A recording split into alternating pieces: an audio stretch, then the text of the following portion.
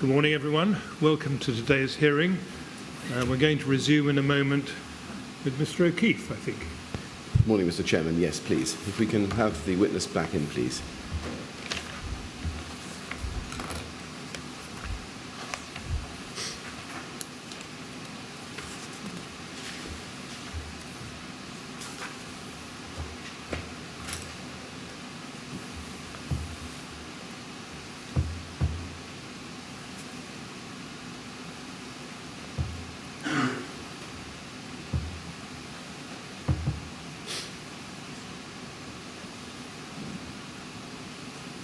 Good morning, Mr. O'Keefe. Good morning. Morning, Mr. O'Keefe. Thank you very much for coming back this morning. Mr. O'Keefe, can I just go back to something that we discussed yesterday, Friday afternoon, about the rescue on the 16th floor carried out by firefighters Stern and Hipple. And just for the transcript, I would refer to pages 131 to 132, where I asked you about the debrief they gave you when they came back down to the bridgehead. And I asked you what impression you got from the debrief that Richard Hipple gave you about the success of the rescue. And you said it was unsuccessful, I believe, and he was shocked that the 16th floor was on fire. Now, I just want to ask you something about that debrief. Mr. Hipple has provided a statement to the inquiry, which we'll obviously explore with him when he comes to give evidence, in which he says that he believed at the time that he had rescued a man and that he thought that the man that he'd rescued was the man that he had been asked to go and assist as having been reported trapped on the 16th floor. So he thought he'd rescued that man.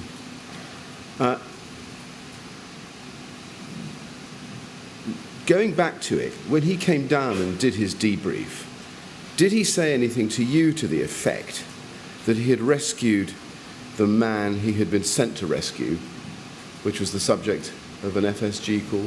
I don't recall exactly what he said, but he said that he had found somebody else on the way up, on nearby. Right. To that effect. Right. Did the actual words, I can't recall the actual words that were used. Okay.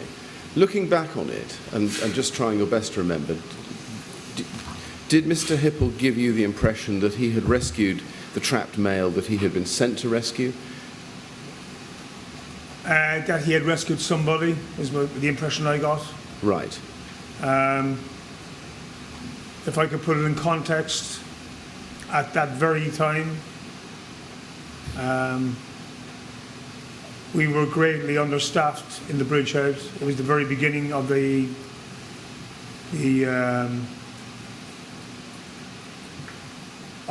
change in the incident from being a normal high-rising fire to one of multiple calls for rescue. And as the bridgehead commander, I was trying to process a significant amount of information and coordinate rescues and firefighting all at one time. Yes.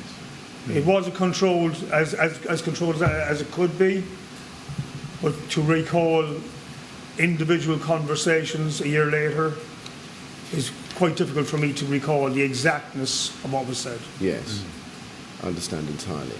Looking back on it, and I don't want to press too hard if you don't remember, but looking back on it, is it possible that that he did debrief to you that the mission to rescue the trapped man on the 16th floor had been successful? It is possible. Is it possible that therefore you didn't redeploy a crew to the 16th floor to rescue the man who had been reported as trapped? It is possible. But can you remember? No. All right. Thank you very much.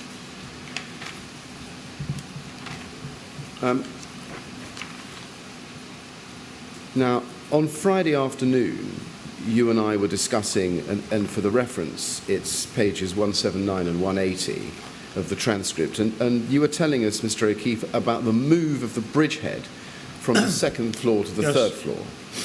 Now, can I take you to your statement? Yeah.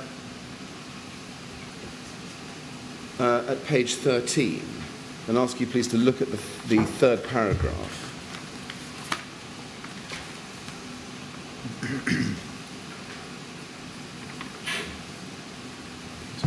And you say there that you went back down to Richard Welch. This is after your survey of the third floor that you describe in the second paragraph on that page and told us about on Friday afternoon at the transcript reference I gave. And you say, I spoke to him and said that the third floor was viable, so he then gave the order to move the bridgehead to the third floor. All the crews went there. We took all our breathing apparatus and all the information from the wall. I don't know how the information was moved. It may have been photographed. Just pausing there, in a sense, how else could it have been moved if not photographed? Because I didn't physically see it happening. Right. So when you say it may have been photographed, is that a recollection you have? No, it's an assumption. Okay. Because the only way we could move the FSG, first of all, guidance information, had been, until that point, written on the wall. As we couldn't physically move the wall, we'd have to photograph it. And that's what we would do. Yes. Do you remember who assisted you in moving the information from the wall from the second to the third? No, and I'll tell you why. Because I went to the third floor then, before everybody had moved, with Group Manager Patrick Goulburn, and Station Manager Garrett Cook. And my understanding is that they wanted to make an assessment of my assessment as they were senior officers to make sure that I hadn't, I suppose, misjudged or been too optimistic about pushing upwards into the fire. And for them, it would be necessary for them to come with me and to. I remember having a conversation again. I don't remember the exact conversation about the viability of pushing the bridgehead upwards to that location. So I wouldn't have seen the preparation to move. I see. So the preparation to move was happening, was it, while you were on the third floor having a discussion? Well, I returned again to the third floor, yeah. Right, I see. I understand. You then say, in the next sentence, we drew a system of FSG maps on the wall corresponding to the building and the number of people there. Who did the drawing? That would be the entry control team, which would be a number of firefighters and a watch manager, De Silva. Right. Who I detailed to manage that aspect of the bridgehead, or those aspects of the bridgehead, which would be breathing apparatus, entry control, and fire survival guidance recording and deployment. Yeah. Okay. And you then go on to say, when the new bridgehead was established, there were now 4 BA boards in operation. Was that the first time that there were 4? I don't think so, but I remember seeing quite a few. It was quite an unusual sight to see so many live BA entry control boards in one location. Right. And that's, to be considered, I'm clear, BA boards for BA wearers. Correct. Okay, what about forward information boards? How many of those did you have? We were using the wall. They were too small. I see, okay. As I mentioned to you originally, at the very beginning when the incident started to deteriorate, and firefighter O'Byrne indicated to me that the forward information board had become full and was no longer usable, that I'd asked him to transmit or remove that information onto the wall. Yes. Because we needed more space. The number of people requiring rescue outstripped the ability to use the template. Yes. So that was the system that we were using, just drawing on the walls. So just so I'm clear, the forward information board system never came back into operation? Not to my knowledge. Right. Not to my knowledge. Okay. Thank you. Can I ask you now to turn on to page 14? And in the second paragraph there, you describe in some detail what happened with Firefighter Hills, whose ADSU, automatic distress signal, went off. And in the next paragraph you say, Group Manager Richard Welch was somewhere in the building and he was listening. because he then came running up the stairs. He asked me what was going on, and I explained. I'd got an emergency team ready. GM Welch asked me, should I initiate a firefighter emergency? I responded to him that he should. Yes. Now, he was group manager. Correct. To your way of thinking, was he the incident commander at that point? I thought he was. You thought he was. And do you know why he asked you whether he should make that decision? Because I had the information. I see. I transmitted a priority message from the... well, first of all, I tried to find Firefighter Hills to see if anybody knew who he was. Right. And no one recognised the name. And we had treated a firefighter who had collapsed. He was the first one of many to collapse on that night, who was found in the stair in some part of the building in a disorientated state. BA crew brought him to the bridgehead, and he was treated at the bridgehead by us with oxygen. And the crew that found him, the crew that found him, I asked him to remove him from the bridgehead because I didn't have time or space to treat an injured firefighter, and I wanted him to get medical care, so he was removed.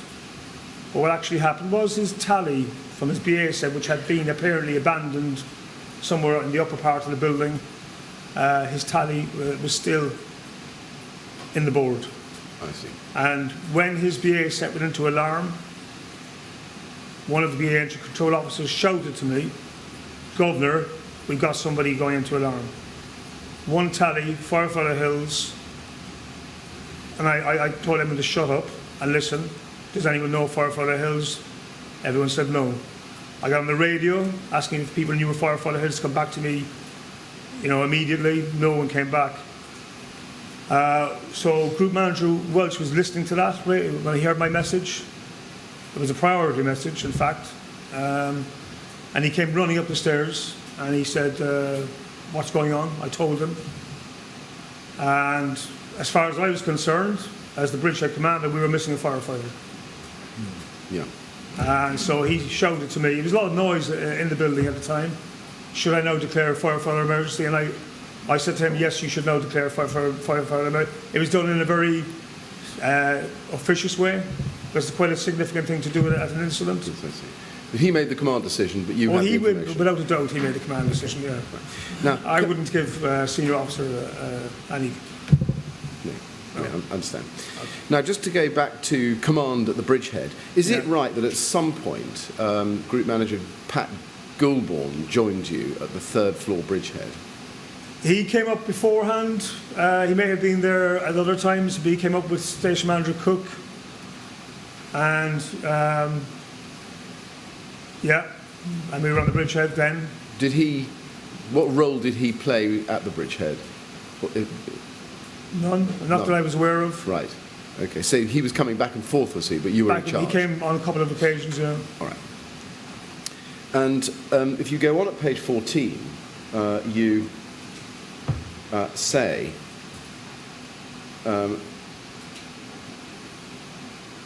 towards the bottom, it was during this time, and this is the rescue of Firefighter Hill, that the bridgehead crews and I were shown mobile phone video footage of the building's exterior. We could see that the entire building was alight just above the third floor. Yes, that's correct. Do you remember who showed you that? Yes. Who? Station Manager Cook. Cook. He wasn't the only one, but he was the one I remember. Because he said, "Look, this is what it looks like now, guys." It was important information for us. Right. Because we were in the tower, we couldn't see the outside of the building. We could feel the heat.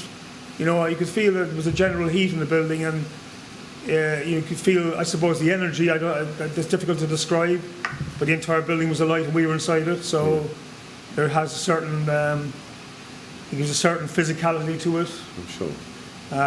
And I was amazed when I saw the footage, to be honest with you. Was the footage media footage? Or it was video footage, yeah. On a mobile phone. On a television program, or I don't know, but it could have been a personal video. I don't know. but it was very good footage. Right. Possibly media because the shot was taken from a distance. Right. But it shocked us because to this point we were focused on our jobs of command and control and search and rescue, and to see the whole building alight just stunned us. Have you ever seen anything like that in your career? Ever. I've never been in a building that was entirely alight before. I've been in buildings which were, well, pretty much alight, but not like that, you know.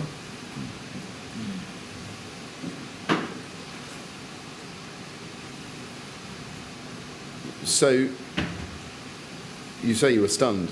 Is it the case that incident commanders hadn't been keeping you at the bridgehead informed and updated as to what was going on the exterior? No, I wouldn't say that. It was just that we didn't have a visual. We were told. Okay, right. So you know, the firefighters are great communicators, and that's everybody, because that's how we work together. And every crew that was coming in, all the fresh crews were telling us the whole place is going. What does that mean until you actually see it? Yes, I see. You know, so to see it visually compounded the verbal communication. Right. Yeah. And when you saw it visually and got the impression of what was happening when viewed from the outside, did you have any thoughts about any change to the strategy you were adopting? No. If I could just impress upon you, my function as a bridgehead commander is to coordinate search and rescue and firefighting, and that's what I was determined to carry on doing, despite what was going to happen, you know, throughout the incident. Yes. And you say in the next sentence, at the same time the bridgehead was becoming very hot and more smoky. It was. Did that suddenly happen, or was that something No, that was just the way it was. You know, there was a lot of rescues going on at the time. You could hear people saying casualty, casualty. You know, that's the shout we use to give priority to the crews coming down with people. And I could see, because I'd taken up a position where I could see the BA wearers, I could see the BA control teams who were on the right hand side of me, and I was able to turn to the stairwell, and I could see people coming down with casualties. When I'd hear that, I'd look. Yes. Doors are opening, you know, you get smoke travel downwards as people start to egress from the building. And then you go on to say, suddenly a signal was given to evacuate. I don't know who called this. There was a lot of shouting of people running away from the bridgehead. Was it about that time that you moved the bridgehead down to the ground floor? It was an evacuation. It was an emergency evacuation. To be honest with you, I just saw, at my position, like I saw, the first time I saw the firefighters looked like they were panicking, and everyone just ran onto my left-hand side. They started running, and there was a general alarm raised, and I looked further, and there was a guy came running up. I don't know who it was. Whether it was a firefighter or an officer, because he had no helmet on, and he was just saying, "Get out, get out! The fire's around us." I thought he said it was below us. There was smoke there. I knew there was smoke so we were in the lobby of the third floor. I knew there was smoke in the apartments there, because one of the firefighters that kicked the door open earlier on, it was full of smoke. Yes. But I shut it to keep us in clean air, or as best as we could. Yes. And everyone started to run. I didn't hear. When we have an emergency evacuation, we use it's like a referee's whistle. Every firefighter carries one, an Acme Thunderer whistle. If you hear it, the signal, use short blasts. We all do it, so everyone hears like a chain reaction. I didn't hear that. I just saw people running. And yeah. Okay. You referred a moment ago to a firefighter kicking in a door on the third floor and smoke coming out. Do you remember whereabouts on the third floor that was? I do. Where? Southeast. Southeast? Yeah. Okay. Specifically remember it, yeah. Right. Okay. And did you remember seeing fire or hearing about fire in that apartment? I saw smoke in there, a lot thicker than where we were. Right. And I remonstrated with the firefighter, you know, not to do things like this when you're not, unless you get an order or an instruction to do it, because I felt it would compromise us. And you know, he was curious. I don't know what he said to me at the time, but Okay. I had a quick look around the apartment. There was nobody in there. I just shut the door, Right. and that was that. Right. And how was the smoke in that flat? Grey, smoke. But you knew there was a fire nearby. Yeah. So when you came down to the ground floor, as you describe in the third paragraph on page 15, Yeah. what were the conditions like down on that floor? A bit hectic, I thought. But in terms of the air quality? It was okay. The air quality was okay. Right. At that time.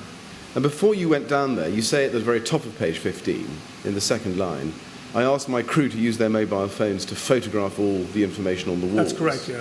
And they did that, did they? They did that, yeah. Right. Do you remember who did that? I think if you refer back to the evidence from last week, it was Justin O'Byrne, because you said in his evidence there were photographs of the wall. Yes. I didn't know until that time, until you said it last week, that it was Justin O'Byrne.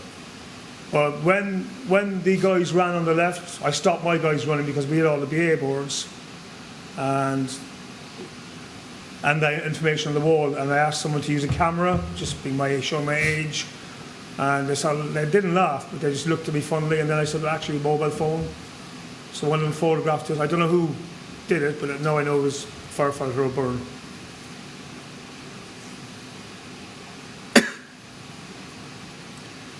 And at that stage, the move from the third floor to the ground floor, do you know in general terms what firefighting strategy was being adopted? I don't. When we moved to the ground floor, the information I received was that Group Manager Pat Goldburn was the fire sector commander, meaning he was in overall command of what was happening in the tower. I know at this stage it was only EDBA, so that would be a significant change in activity. No standard duration crews any longer. That were apparent to me. I know if, Group Manager Goldburn was trying to introduce firefighting jets to protect the firefighters primarily and to do firefighting. But we needed an escape route ourselves, and that's where we were then. We needed to ensure that the firefighters up in the tower could escape themselves. That was my understanding. They were covering jets. Right. At this stage, again, moving from the third floor to the ground floor, was there any idea that you might, even at that stage, be able to bring the fire under control? No. Right. We were never going to get that fire under control then, ever. No. Can I just ask you to look at page 15 of your statement, where you say in the fourth paragraph, I began working with my team, assisted by 2 new crew managers, to record all FSG information and numbers. I drew a crude map on the wall and described all the new and received fire survival guidance numbers and information. I just drew a crude map and put lines out to the side to all the corresponding flat numbers and corresponding numbers of people. And then you go on to say, I began to fill the whole wall very rapidly. Glyn Williams from Fulham was also doing the same thing on another wall in a different section of the lobby. Now just pausing there, there's quite a lot of information there. I just want to unpick with you if I can. First of all, do you remember who the new crew managers were? I don't remember his name. I know the guy to speak to. I couldn't think of his. In fact, he may have been a temporary watch manager. He looked. He was wearing a. I think he had a yellow helmet on, but there were 2 new guys that were helping us out. Right. One guy was quite a blocky guy, quite a well-built, dark hair. Don't remember his name. Worked with him, great help. Really needed at the time. Same with the other guy, because we were overwhelmed. When we got to the ground floor, I think that there became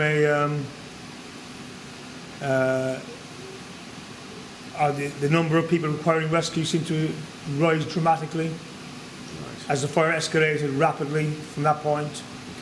So I needed help. Certainly. Or we needed help, I should say. Yes. And do you happen to know which fire stations these? I wouldn't be able to say that to you. No. Okay. Now, you say you drew a crude map on the wall, as I've just shown you, and transcribed all the new and received fire survival guidance numbers and information. Do you remember which wall in the lobby it was? I do. Which one? So when you come down the stairs, and the last step on the lobby floor was where we positioned ourselves. We positioned ourselves, it would have been, if I'm facing the stairs, here. Right. So right at the termination of the stairs. Right. And on that wall. This may sound a strange question, but there are two different paint colours in the lobby. One is green and one is white. Do you remember whether you were painted on a green wall or a white wall? I couldn't tell you. Okay. Now, you say you transcribed all the new and received fire survival guidance numbers. In terms of the received ones, first of all, how were you doing that? I was physically getting pieces of paper, which you produced in evidence last week. Yes. So there were officers and firefighters running and handing me pieces of paper. Right. Physically putting it in my hand. Right. I will say that I don't know if you probably have it in your evidence, but Glyn Williams, the watch manager who had been writing stuff on the wall, his wife went into labour, and he was called away from the incident. Yes. So anything that he was doing was now obsolete. It was all passed on to me with my crew. Okay, I was going to ask you. I was going to ask you about him in a minute. Okay. But before I do, you say you drew a crude map. You transcribed all the new and received fire survival guidance numbers. What about the numbers and the information you'd got on the third floor and were bringing down to the ground floor? The officers were writing that up. The other part of the team that we were working with up there, they took that from their phones and started writing it up on the wall. Okay. And do you know who was doing that writing? The new officers. These are the new crew managers you were referring to a minute ago. Okay. So I've got this clear in my head. There is the information going up onto the walls that you were overseeing on the ground floor was coming from the photographs on the phones taken on the third floor and the pieces of paper being run into the lobby. That's right? I couldn't say it precisely, but I can give you the actuality of it, is that any information that we had was reintroduced to a new space on the wall downstairs. Yes. And you say Glyn Williams from Fulham was also doing the same thing on another wall in the different section of the lobby. Was he doing that when you came down, or had he already been called away? Yeah, we didn't know he was doing it. I mean, we were on. I mean, from 1 o'clock in the hour, from about 1:10 in the morning, whatever time I went into the building with the guys I went in with, we never came downstairs from that moment. We were up either on the second or third floor or further. That's where we were working. It was only after the emergency evacuation of the bridgehead, the actual bridgehead, to the ground floor that I saw. The first person I saw when I came down the stairs was Glyn Williams. Yes. And he was facing me, and I could see immediately what he was doing. I see. That was the first time you saw that he was also recording fast. Correct. And how long did he stay there before he was called away? Do you remember? Not too long. Not too long. He was. I can't give it again. I can't give an exact time. Right. Because all of that time is compressed into sort of an event. I can't. Okay. I don't know. Did you speak to Glyn Williams to pool your information? No, I didn't. We had a brief conversation. Right. He was quite animated. Did you check with him whether there was overlap or any differences? No. Okay. Can I just ask you to look at one or two photographs? Yes, of course. I'm going to ask the documents manager to put up MET 000155815. Now, this is an exhibit to a statement from a witness called De Silvo, who hasn't been called yet. Yeah. And I just want to ask you about the photographs and to see whether this is something you recognise as FSG on a wall, either on the third floor or indeed second floor or on the ground floor. I don't recognise it because I've seen a lot of that on the night, that type of thing, but not that specifically. Right. Well, if you look at the right-hand side of the picture, yeah, in the shaft of sunlight, you could see what looks like a crude drawing of a tower block. Yeah, I drew that. You drew that? Yeah. Okay. And If that is the one I drew, I don't know. I did draw a tower like this on the ground floor, but that might not be the tower I drew. how many times do you think you drew a tower like that? I only drew it once because until that point I was just functioning as command and control. Right. But when I went to the ground floor, for some reason, I would say because there were so many officers downstairs when I went down there, and that Group Manager Pat Goldburn was in charge of that area, Right. that I was able to step out of that role, and people just started handing me pieces of paper. I suppose I was trying to coordinate the team that I had. I was trying to get them just to carry on as we were upstairs, but we became absorbed into a bigger command area. Right. But you say you drew that tower? Not that was. I don't know if that is the one I drew. It doesn't look. It looks similar, but that may not be it. Right. Okay. And there may be, if you look to the left, another one just higher up and to the left in the picture. Again, is that, or might that be? I don't want you to speculate, but do you remember whether that's something you drew? No, that could be either Glyn Williams or Watch Manager Lou Da Silva. Right. Okay. Let me just see if I can look at another picture. It's the next one on, number 16. So 15816. See if we can. Now this is on the green wall, so we know. Well, this is we. I think take it from me at the moment that this is on the ground floor. This is on the ground floor. Well, this would be part of what we were doing down there. If that's the case. And looking at that grid, do you know who drew that? No. Okay. I know one of the officers drew a grid on my left-hand side. He was drawing a grid. Right. And although it's not a picture of a tower, it has information about call sign and then SDBA or EDBA, time, brief, and time out. Do you have any times on it, actual times on it? I don't. All I'm going to ask you, I think, is do you recognise that?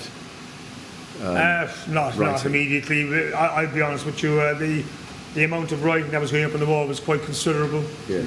And I felt it was too much. Trying to brief crews who were quite stressed before they went up there. So what I drew was a picture of a tower, like a pictogram, as simply as I possibly could. Understand. Which I haven't seen yet. Okay.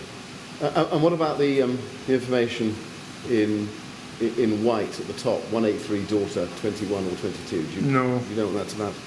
No. Next picture then, please. Mr. O'Keefe, can I just Yes, sir. interrupt you this minute? Are you comfortable giving your evidence? I am, sir. You don't feel you need a break? No, I'm absolutely fine. I had a good, relaxing weekend, so. I'm very glad to hear that. Thanks. Okay. I'm okay. Good. Thank you. Thank you very much. Can I just ask you to look at the next picture, which is 15817? And again, here on the green wall, we can see very faintly what looks like a Yeah, that's mine. That's yours, is it? A tower, yeah. What I was doing was putting out horizontal lines from the floors. I only drew from floor 3 upwards. And to simplify things, as I said, for the firefighters, so they would have a visual of where they would be in the tower. Right. It was horizontal lines with the flat numbers, and when a flat had been searched or if it was somebody was deceased, I would put a cross through it or an X. I see. And that information, just so I can focus in terms of timing,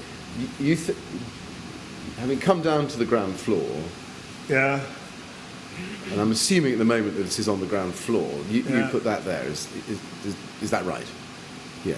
And the lines out are the ones you put? Yeah, so what I did was I just had the numbers of a child's pictogram drawing of a tower, and then I would put lines out, horizontal lines from the floor number, and that would indicate the flat numbers. Sequentially, you can see the flat numbers, the numbers above it. I see. And if you look at 14, you can see a line out Yeah. from that, can you help interpret what is on that line? It's very difficult to read, actually, but they would be the flat numbers, and I can't give you much more than that. Right. And there's a ring round one of the numbers. Do you know what that is? No, I can't really. It was as I say, it was used to signify destination for EDBA crews. Right. With numbers of persons in the flats. I think I put diagonal lines off, but I can't see the diagonal lines there, indicating the number of people in there. Okay. Perhaps we can pan away from that then and just see whether there are diagonal lines with numbers of people.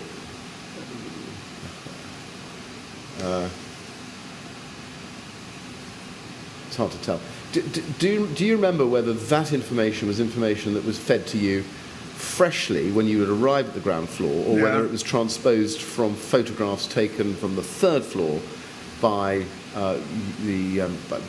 by those with cameras on the third floor before you moved? I would say on the left and right hand side of the tower that would be the case. The tower itself I drew was all the new and updated information which we were. It wasn't every few minutes, it was like every second we were getting new information. Right. So it seemed like that to me anyway. So just to be clear, on the left and the right, so to the left of the picture you can see another list of numbers and ticks. That's information that came down from the third floor, is it? Possibly. And then I don't want to put the idea in your head, I just want to clarify what you remember about that.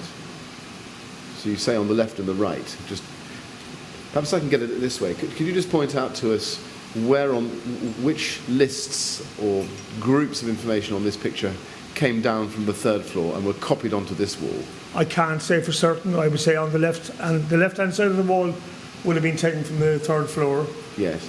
And that would be the most accurate recollection I can give you. That's very helpful, thank you. And on the right-hand side of the picture? Possibly me, I can't recall. Okay. I would say actually it was me. Right. Do you know whose handwriting that is in the bottom right-hand corner? No, I mean I can't read that. No, well that's why I asked you. Okay, all right. If I was standing in the tower right now and looking at it, I could probably tell it was mine, or if it wasn't. But that's all I could say. That's not your handwriting. Right? I don't know. I can't see if. I mean, it looks a bit scribbly. My handwriting is a bit scribbly like that. It possibly is. What does it say? Do you know? Well, I think it says dead body and then something, but I can't. Yeah, well, I was aware from crews that there were deceased throughout the building at various points. And well, that was from quite early on, but it was becoming more prevalent. Crews were reporting, so I was trying to tell crews going up where the deceased were throughout the building in the common hallway. And I'm just going to ask you about one more picture. Okay. And I may have to come back to this, but I just want to ask you about one more picture, if I can, Mr. O'Keefe, if that's okay. And that's MET 000 15820.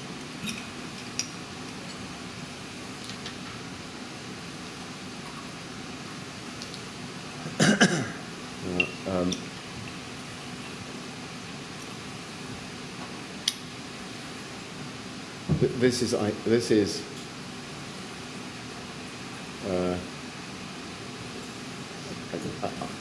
looks as if and if you compare it with the previous photograph, it looks as if this is more of the information to the left of the pictogram that we saw in the last photograph. Can you help with that, with what this is? All of the information, pardon me, all of that information, every single piece of information that's up there will be about FSG. Yes. About where people are thought to be located, numbers of people throughout the building. Right. And, well, let me just see if I can do this. I'm sorry to take up a little time on this. Take your time. Could you just get back to the photograph before, Mr. Documents Director, which is 15817, if you look at yes. Now, if you look at the left-hand picture, we can do a comparison. That's where we see the pictogram in the middle, which you say you drew, with the lines coming out. And to the left of it, we've got a list with the ticks. And now, if we look at the right-hand image, you can see the list with the ticks. And I think just the edge of the pictogram towards the very right-hand side of the picture. And then over moving towards the left, towards where it says 153 18th in the big ring. That information, do you know where that came from? No. Okay. Did you write that up there? I don't recall. I did a lot of writing, but I don't recall it exactly what I've written. Right. When you wrote your pictogram up there, was the green wall clear of writing, or was there already... Well, that would have been clear of writing. There was no writing at all. We just started writing. As soon as we had to evacuate the third floor, we didn't want to delay, and we just set up our position within the tower and tried to replicate what we were doing upstairs without any interruption. So, I see. Okay. So in terms of the chronology with which this writing came onto that wall, I think you say, do you, that your pictogram was first, because the wall was... Not first, no. Clear? No. There was simultaneous writing from several officers, because the volume of information that we were getting was such that one individual could not successfully record the amount of information we were getting. Right. Okay. And in terms of the information in the middle, in those two or perhaps three lists that we see in the middle of the right-hand picture, which is 15820, you did cover this a minute ago, but I just want to be clear. Who wrote that up there, and where did it come from? In the white chinograph? No, the black chinograph, the three columns, of four actually, columns of information. Can you highlight it? Yes, please? we'll highlight all that's three of them. Can we highlight all four? Yes, that information there, which is to the left of the pictogram. I don't recall. Okay. All right.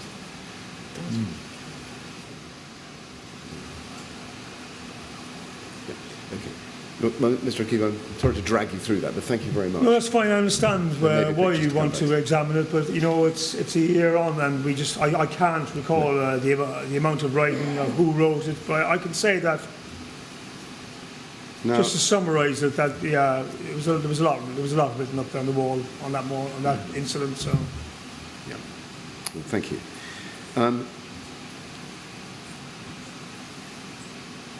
At the stage at which you were writing and the other firefighters were writing up that information, what was happening with the radio communications? It wasn't working. Even in the lobby? It wasn't working at all. And to address the issue, the fire sector commander, Group Manager Goldburn, I believe, gave the order to introduce repeater system. Comms repeater system upwards inside a building, which would mean a BA crew going specifically to drop transponders, to do a relay system up through the building, which would boost our radio signals. Okay. At what stage do you remember, did he order a repeater system? I couldn't tell you. It's impossible with times. Can I just see if I can explore that a little bit? If you turn to page 16 of your statement, you say this is the second paragraph, there were no comms with any of the crews operating above the bridgehead. We were experiencing distorted feedback on channel 6. And that's the designated BA channel. And then you go on to say you saw one BA crew had been committed to the radio repeaters. What do you mean by that? As I just said to you, a crew were committed to place a relay system, a radio relay system, up inside the tower, I see. which would mean they're like, just to, how would I simplify it? It's like there's little things you buy in Maplin, but they're not, to boost your Wi-Fi signal at home. Yeah. Well, we have this system where we can lay a relay system with it if we have issues with our communications. Right. They're repeaters. They repeat the signal onwards. I understand. And this is equipment you already had with you? No, we didn't have it with us. It's carried on the command units, I believe. Right. Did you know which command unit those No. pieces of equipment came from? No. And you had to have a particular crew committed with these repeaters to Well, place them. someone has to put them up there, and the only people that can go up there are the air crews. So I think, in summary, they got up into the tower, replaced them, but they didn't work. Is that? No, they didn't work, no. No. And then you go on to say in the last sentence of that paragraph, I asked Group Manager Goulbourne if we could use Channel 2, but he said he would need to request permission to use it. That's correct. What is Channel 2?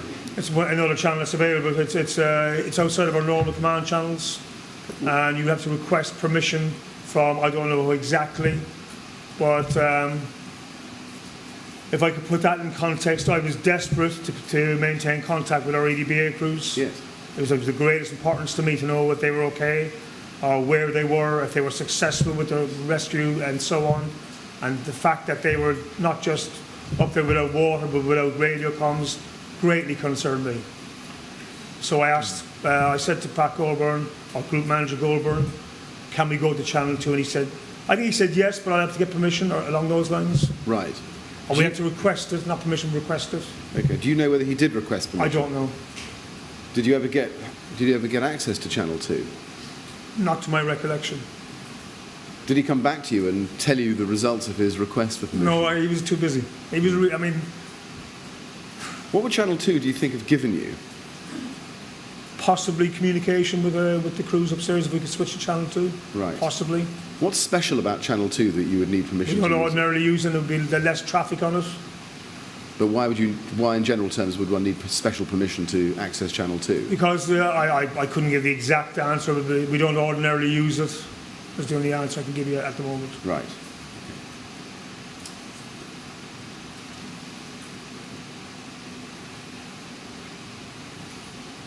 And then, just in the third paragraph down of page 16, you return to the subject of volume of confirmed FSG. Correct. You describe the map on the wall with just lots of numbers. And then at the end of that paragraph you say, I think it was 4 o'clock in the morning because I remember the times on the slips of paper.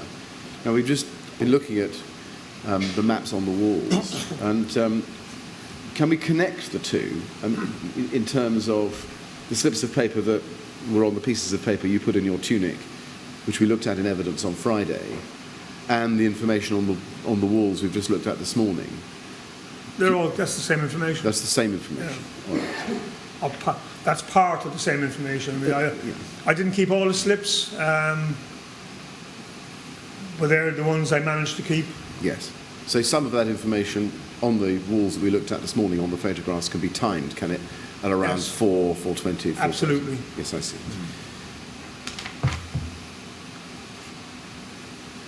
Now, on page 16, you... Mr. Meyrick, can I just ask you, yes. without wishing to hurry you at all, how much more do you think you have? Probably for about this 10 or 15 minutes more. Maybe a short break. Well, finish the witness in 10 or 15 minutes? I can finish the... Yes, Mr. Chairman, I can. Well, Mr. O'Keefe, would you like to have a break at this stage? How long more? Well, when council say 10 or 15 minutes, I'll take a break. No, thank you very much. I think that's a wise decision. Knowing his way he is, actually. With respect. No, it's Thank you very much. All right. Well, should we resume at 11 o'clock then, please? And no talking to anyone else, vice residents.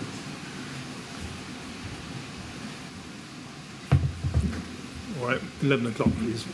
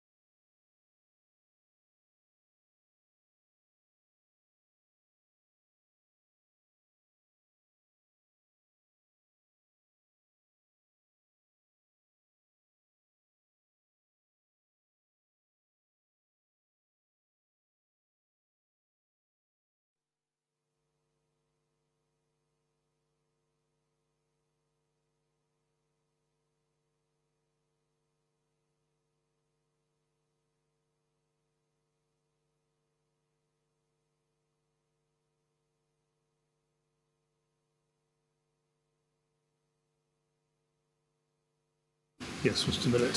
Thank you. If we can Sorry to cut your questioning a bit short there, but I thought it was appropriate to give Mr. O'Keefe a little break. Yes, quite right. Yes, that's fine. Thank you.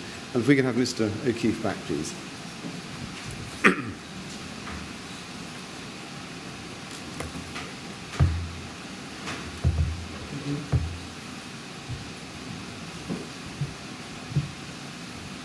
All right, Mr. O'Keefe? Yes, sir.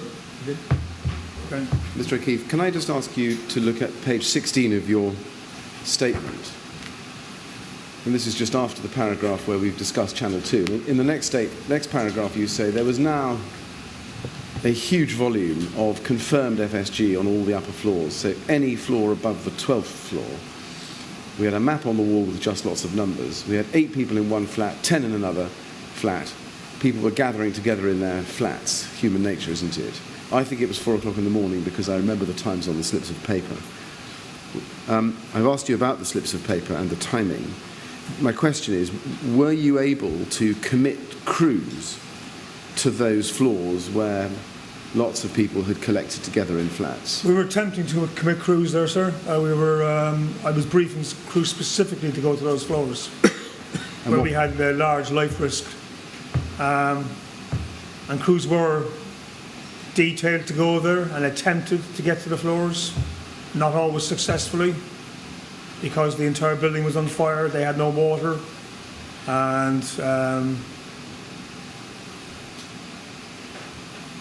I know there were rescues being carried out at that time by EDBA crews, but they were all above the 12th floor, and they travelled through the building on fire without water.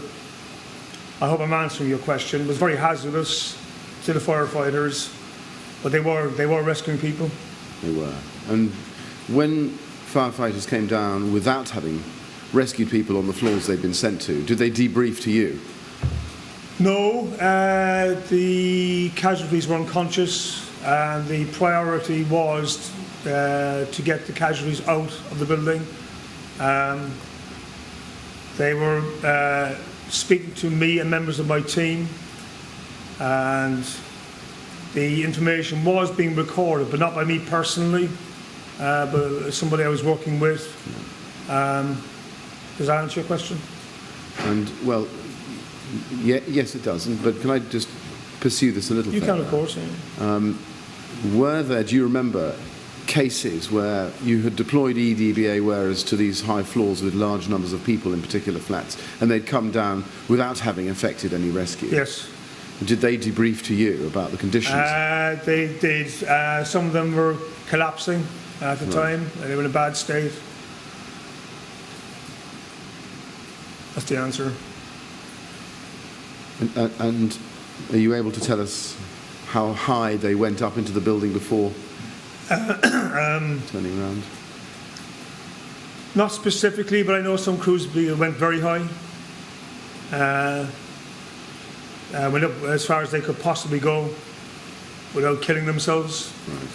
You know, they went, if there was, I couldn't give you the specific flats they went to or which floors they went to now, but it was being recorded by the guys we had there. Any update on information, whether they had had a successful rescue, whether they were unable to carry out a successful rescue, and the reasons why they weren't able to, where there was fire in the building, if that floor was completely alight. That was what we were getting from the vehicles. And do you remember whether you or any of your colleagues at the bridgehead communicated any unsuccessful rescues back to the incident commander? I would say yes, but I couldn't give you specifics. Okay. I was in constant contact with the fire sector commander. I didn't know who the incident commander was at the time. I believe it might have been Assistant Chief Fire Officer Andy Rowe. I don't know. Okay. I don't know who was in charge, but all relevant information was being communicated amongst ourselves and to the fire sector commander, Group Manager Goldburn. Right. So in terms of, at this stage, so about 4 o'clock in the morning, EDBA wearers going up into the tower. Continually. Any unsuccessful deployments, that the results of that were being communicated from the bridgehead to the fire sector commander? I wouldn't say again. The details of what we were doing, but significant details, would be passed to the fire sector commander. And do you know what the fire sector commander did with those details? No. And what was the method of communicating those details, so far as you did communicate them? That would be verbally. Verbally over the radio or face-to-face? Face-to-face. He was standing. So we were positioned, so the termination of the stairs in Grenfell Tower, we were positioned at the foot of the stairs. Yes. So was he. I see. Himself and Group Manager Welch and some other officers were standing to the right of us, facing the stairs, near the... So you have a glass partition wall with an access door. That was the area they were standing in. I see. So next to the wall? They were nearby us, yes. Okay. And where did they communicate to? I don't. You have to ask those the officers that question. Okay. I don't know. Did you see them running in and out of the building, or were they didn't run in. They stayed in the building. Right. Did you get the impression that their radios were working? Well, the fire ground radios weren't working, but the officers, station manager and above, carry airwave radios, which are far superior to the operational firefighters' radios. So they were, for example, when I was on the third floor with, and this is just to give you an idea, on the third floor with Group Manager Goldburn and Station Manager Cook. Station Manager Cook received an FSG call on his airwave radio while we were having a conversation to say that there was somebody on the third floor needed rescuing. First of all, the guidance call, and this was mid-conversation. It interrupted our conversation and he kicked the door in of the flat and we searched the flat. Okay. Do you know where he got that information from? He got that, that would be from control. From control, or direct? I believe so. He may have got it from the command unit, the central command unit. Okay. I didn't receive it. I did my radio on the command channel at the time. Right. I received no information. And he said, hang on 1 second. And he listened to his radio and he said, we've got an FSG here right now. Right. So just to the best of your recollection, the airwave radio that Goulburn and Welch had, yes, they were receiving messages on those from, you say, control or the command? They were being direct communication with the incident commander, right? And they would also, I believe, be able to listen to control information coming through on their airwave radios. I know they can tune in and speak to control directly. Is that right? So they could actually speak to control directly? I believe so. Without going through the command unit? I believe they could do that, or they had an enhanced level of communication. Do you know when the group managers that you were dealing with at the bridgehead started using their airwave radios in that way? They would have been using them from the very beginning. So, do I understand your evidence to be that Goulburn and Welch, from the time of arrival at the bridgehead and the start of discussions with you, were able to communicate directly with brigade control? If they wanted to, I think they could. Did you see them do that? No. I would suggest, though, that they were not in direct contact with brigade control, that they would have been in direct contact with each other for command and control purposes. Right. But it struck me as significant when Station Manager Cook took a call mid-conversation with me on the bridgehead to inform him that there was an FSG call coming in on the floor we were standing on. And the airwave radio, is a physically different piece of equipment? It's a better bit of equipment. But it's a handheld radio. Right. And all senior officers carry them. Above which rank? Above station manager and above. Station manager and above have airwave radios. Correct. And it's superior. And what does an airwave radio do that an ordinary fireground radio can't do? Well, you can contact control, or they can contact you directly. Really? Okay. Whereas the fireground radio is just that. It's a walkie-talkie, for want of a better term. We can communicate with each other over certain distances, So it's a radio-to-radio contact. Can I just explore this just a little bit more? I'm not an expert on radios, but just so you know that. No. But on your experience, Yeah. you can help me. So the first station manager, is this right, to arrive at the fireground on the night, would have an airwave radio? Yes. And in your experience, would that airwave radio allow him to speak to the control room at Stratford directly? I would say yes. Right. Okay. Because station managers and above are mobilised via pager, a pager message. Yes. They all carry pagers.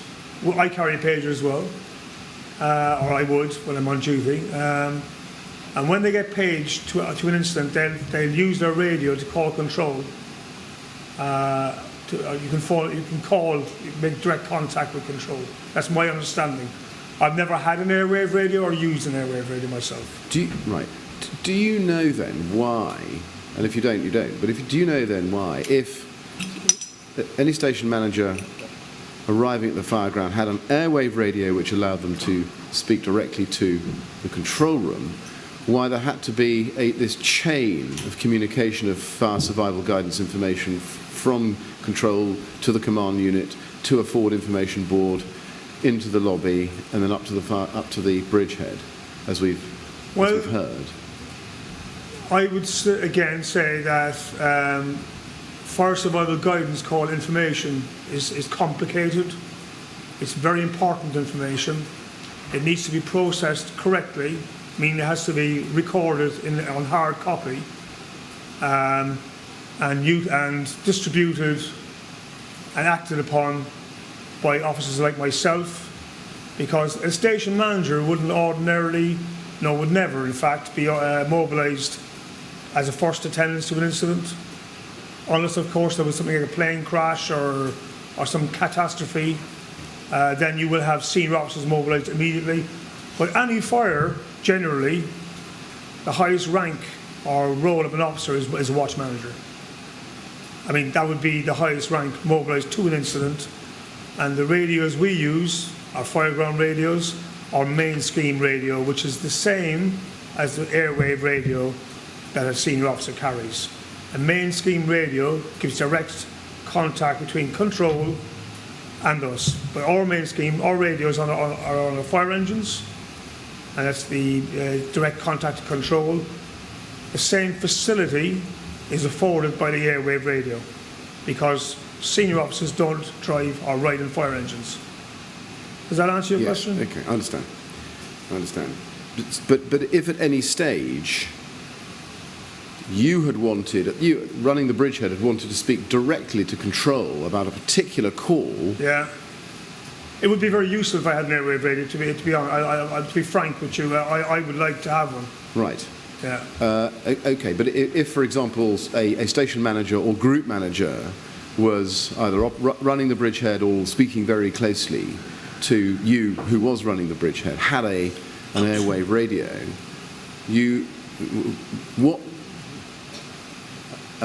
would there be a need to have the system that was in place, whereby control spoke to the command unit, forward information board, runners into the building, and then up to the bridgehead with pieces of paper? I can see where you're going with this.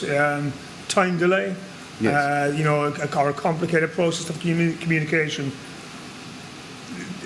I can only answer it one way, is that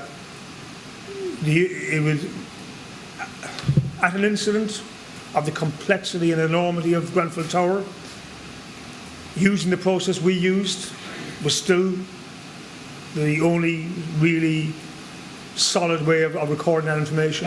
Right. That's I can only answer it in that way. I understand. That you have to transcribe that information. It has to be physically held, because then it's in front of you. You know what you've got. You've got the number of the flat. You've got the number of people. You know where they are. I understand. Okay.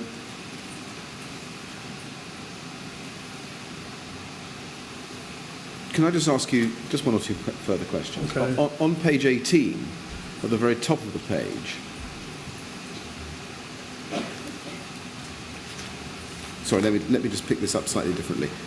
In the second paragraph, you say, it was around this time that I received the last written note from Watch Manager Watson, who had been giving me all the numbers. Yeah. This note had no numbers on it, so I asked him what it was about. He stated to me that all FSG calls had now ceased. You say it was around this time. Now, in the previous paragraph, you were dealing with breaking the windows in the lobby because the door had shut. No, we were breaking the windows in the lobby because the lobby filled up with smoke. Right. So the fire had spread down to us, well, it was on its way. Yes. And it completely filled the lobby, so we couldn't breathe. Yes, well, I'll come back to that in a moment, but Okay. just in terms of timing, Yeah. roughly when was that? That was after you'd moved to the ground floor. Possibly 5 o'clock in the morning. I can't remember the exact time. Was it light, do you think? It was daylight. It was starting to be daylight, I believe, or it was daylight. Right. It was dawn, anyway, dawn. Right, and you say Watch Manager Watson handed you a note. Yeah. Do you know where he had got that information? From the command unit. Well, he would have got it in that chain of runners from the command unit.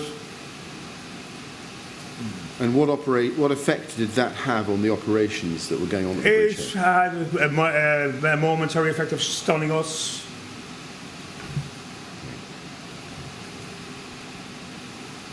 And at that stage, do you remember if there were flats to which you hadn't yet Many. been able? Okay. Yeah. Can I take a break? Yeah, of course. In fact, I was going to say I've got no further questions. Right. Should we have 10 minutes? So, Can I just take a quick break? of course you can, Yes, of course. absolutely. Should we say 11:30? That will give you time to settle things down.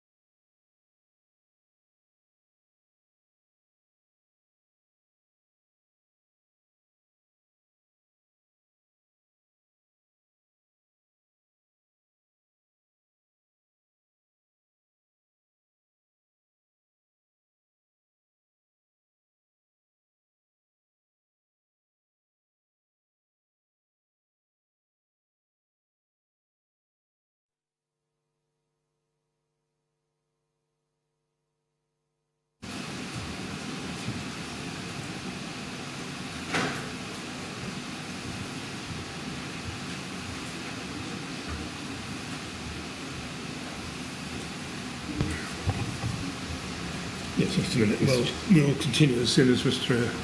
O'Keefe is back. Yes.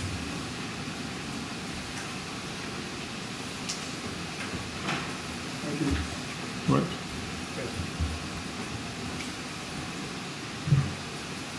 Right, you're okay, Mr. O'Keefe? Okay, sir. Yes, good, thank you. Mr. Millett?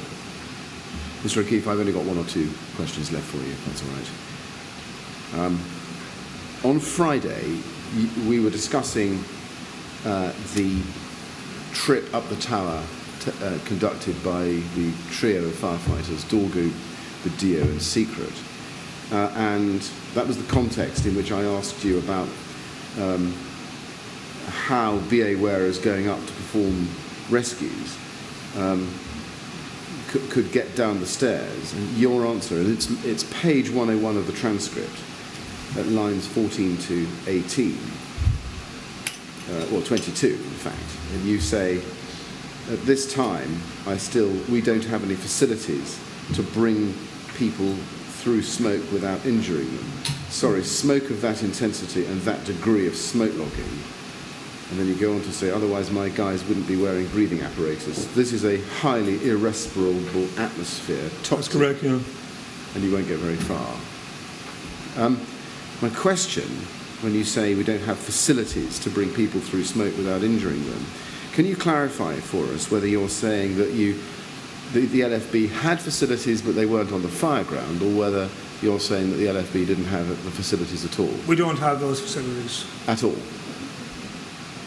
Not on the night of the incident, no. And before that, no. And there's currently something being trialled, but we do not have a facility to protect a casualty from smoke during an extrication. Yes. Well, thank you very much. That's clear.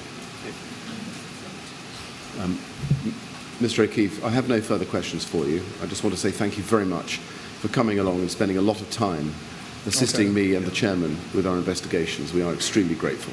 Thank you. Okay, thank you very much. Yes, and I'd like to add my thanks to that, Mr. O'Keefe. You've been giving evidence, I suspect, rather longer than you'd expected Yes. to.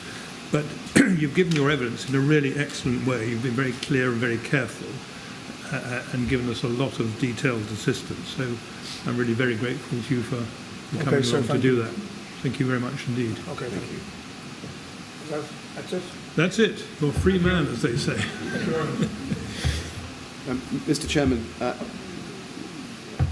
we have had Mr. O'Keefe's oral evidence. We also have his statement. I would just want to place on record the text of pages 20 and 21 of his statement. I'm not going to read it aloud, but I would draw particular attention to it for its description of the fire, the impact, the resources deployed, and the personal experience which Watch Manager O'Keefe has articulated in it for a particular example of clarity. Yes. Well, that'll all form part of the evidence before the inquiry, and those who wish to read it will be able to do so. They will. Yes. Good. Thank you very much. Now, who's the next witness? Now, Mr. Chairman, I'm told that Mr. Dorgu is ready to give evidence, but a short break, I think, is needed, if that's all right, so that he can be arranged, as it were, and brought down. Yes. Would you mind giving us 20 minutes? I know we've just 20? had a break. Well, I'm in your hands, maybe 15, I think. Well, how about if we said 10 to 12, which is nearly 20 minutes? That would be very good. That would be an excellent compromise. 10 to 12, please. Thank you. Thank you.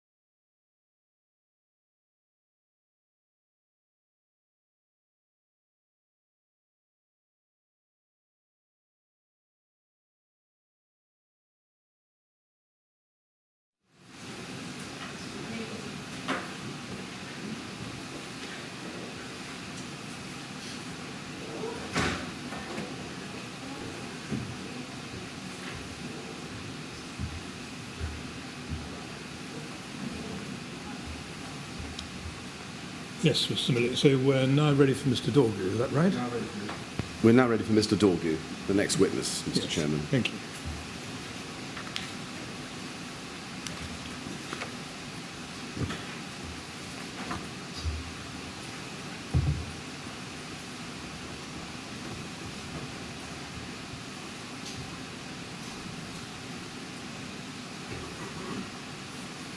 Yes, would like to swear the witness.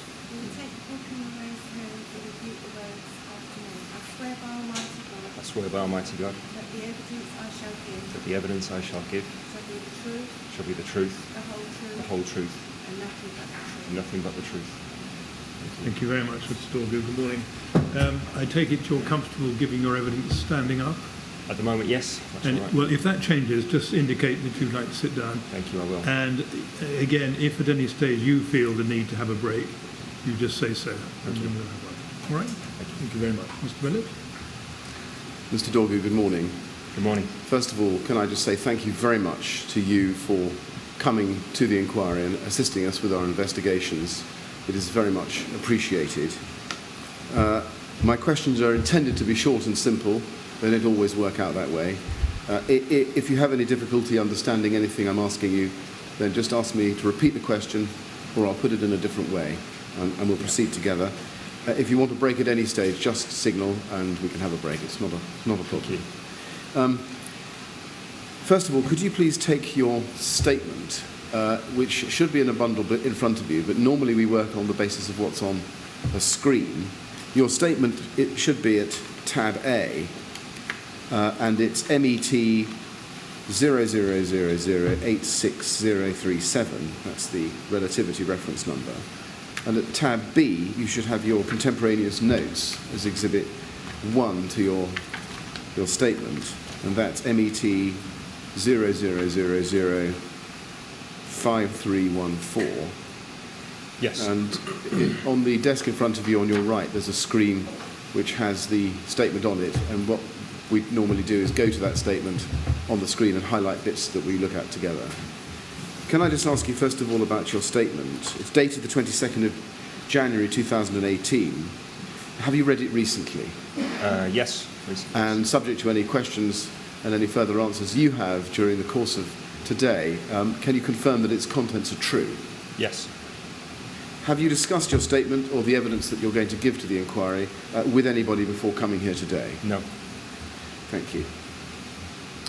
Can I just begin then by asking you about your position and career? You have, I think, served in the London Fire Brigade for the last 22 years. Correct, yes. Yes. And so you joined in 1996, did you? October 95. October 95. And you've been at North Kensington on Red Watch for the last 19 years. 19 years, yeah. And is that as an active firefighter? Yes. Okay. What was your position as at the night of the 13th, 14th of June 2017? As firefighter on duty, riding the pump Golf 272. Right. I just wonder, would you be able to either stand slightly nearer the microphone or perhaps angle the microphone towards you so that we can hear a little better? Because you're coming across a bit faint. Yes, I think that's better. Thank you. Thank you very much. Now, if you turn to page 2 of your statement, you say, and this is, I pick it up at the bottom of page 1 actually, you had previous knowledge of Grenfell Tower. We did a walk around a while ago, perhaps a few months or a year ago, to see how nice it looked. They had the floors done and the outside looked lovely with nice new cladding. The inside also looked better than it had done previously. Basically, it was just a walk around to familiarise ourselves with it. And then you go on to say in the third line on page 2, it's called a 72D check, where we just go in there to familiarise ourselves with the building, not to say this is right or this is wrong. Now, just pausing there, do you remember when you did that visit? The year before, approximately 12 months, I think. Okay. We have a record, which we looked at with Watch Manager Dowden, of a visit done in July 2016. Would that be about right? Yes. I see. Do you remember who you visited with? The only two people I remember are Watch Manager Dowden and Crew Manager Batterby, Charlie Okay. Batterby. And were there any particular issues that you were asked to look at on that visit? Specifically at that time, they were still doing renovation work, so there was an issue where the inlet for the dry riser would be, so how many lengths of hose we'd need to get around scaffolding, etc.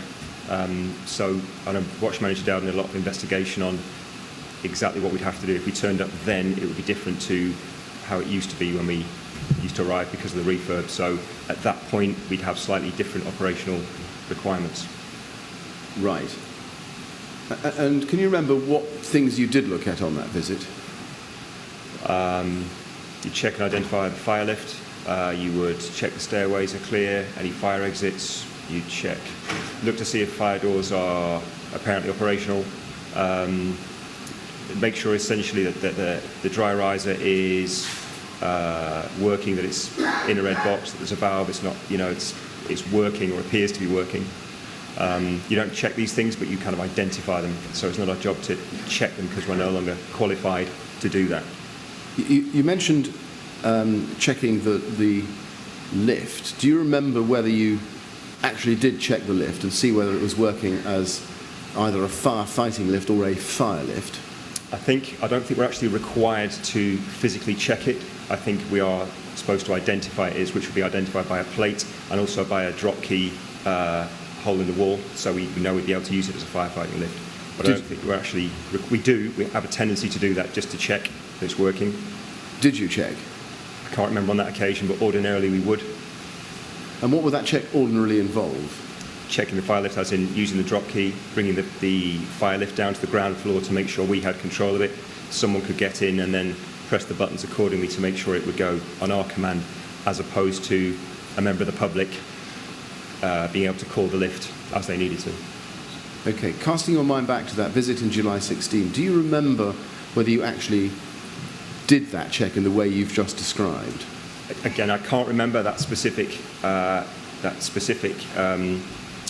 time, but ordinarily on our watch we tend to actually physically check the fire lift. Whether we did at that time or not, a year previous to Grenfell Fire, I don't know. Okay. Is there any reason why you wouldn't have checked the lift? There's no reason why we wouldn't have. Do you remember noticing anything or discussing anything with your colleagues you were visiting with that was out of the ordinary with the fire lift? No. But again, that's a year before the actual fire, so if we checked it on that date, there's nothing to say that it was still in full order on the night. Do you remember whether anybody showed you round or accompanied you round on that trip? I don't remember, no. Did you discuss the building with anybody on that visit? As in my colleagues, or? Sorry, quite right. As in anybody from the building owner or the tenant management organisation or the builders? Watch Manager Dowden may well have spoken to someone in the building department because they were still under renovation, so it's quite possible he would have spoken to them about works they were doing and what they were planning to do, etc. So quite possibly, but I wouldn't have done that myself personally. Yeah.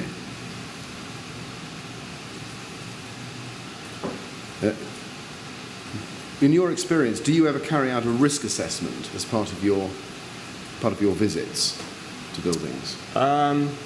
Essentially, that's what a visit is, to assess any hazard and any risks. So I think, as I said in my statement, unless they've done something obvious, because we're no longer qualified to actually check things on a minute basis, so we're not obliged to check things. They don't teach us how to check things, so it's more of a cursory inspection. The presupposition being that it's already been inspected, it's up to standard as building regs and planning regs and health and safety executive regs would have it before we are actually inspecting it. So what we're actually inspecting is the building, if we had a fire here tomorrow, is there anything obvious that we could see that would impede our firefighting? That's what an inspection is for. Do you know whether a risk assessment for Grenfell Tower was done after the refurbishment? The risk assessment would have been carried out by Watch Manager Dowden. Right. So I would risk assess on a personal level, as would my colleagues, as you would with the dynamic risk assessment. You would risk assess, is there anything as a firefighter that I couldn't do here because of any particular hazard? But beyond that, no. Do you remember who asked you to carry out the visit that you described in your statement? you watch manager Dowden. He would be, it would come up every 3 to 5 years, I think, or unless someone's had a specific complaint about the building, then we may inspect it on that basis. Okay. But do you know or remember who asked, or who was ultimately in charge at North Ken of asking for that visit to take place? No. Okay. Were you provided with any documents setting out the instructions that you were asked to follow in respect of that visit? No, watch manager Dowden would have documents with him, would ask us to check certain things. We do our own checks just based on experience and what we know of the building. When you were on site, do you remember having any discussion with the building owner or the contractor about building materials or construction? No. Okay. Did you go into the building? Yes. And up, did you go? How far did you get? I can't remember. Did you go into the inner lift lobbies? Yes, we would have done this. Do you remember whether there was any electronic key access that was required to get you inside the lift lobbies? To a lobby area with the flats around? No. You don't? Just a fire door.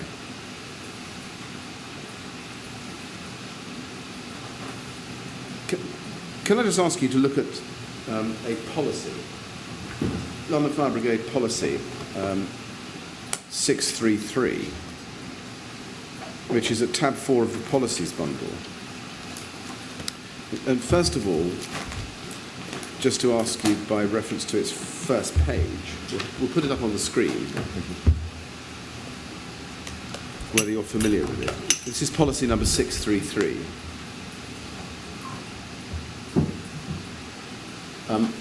Are you familiar with this policy?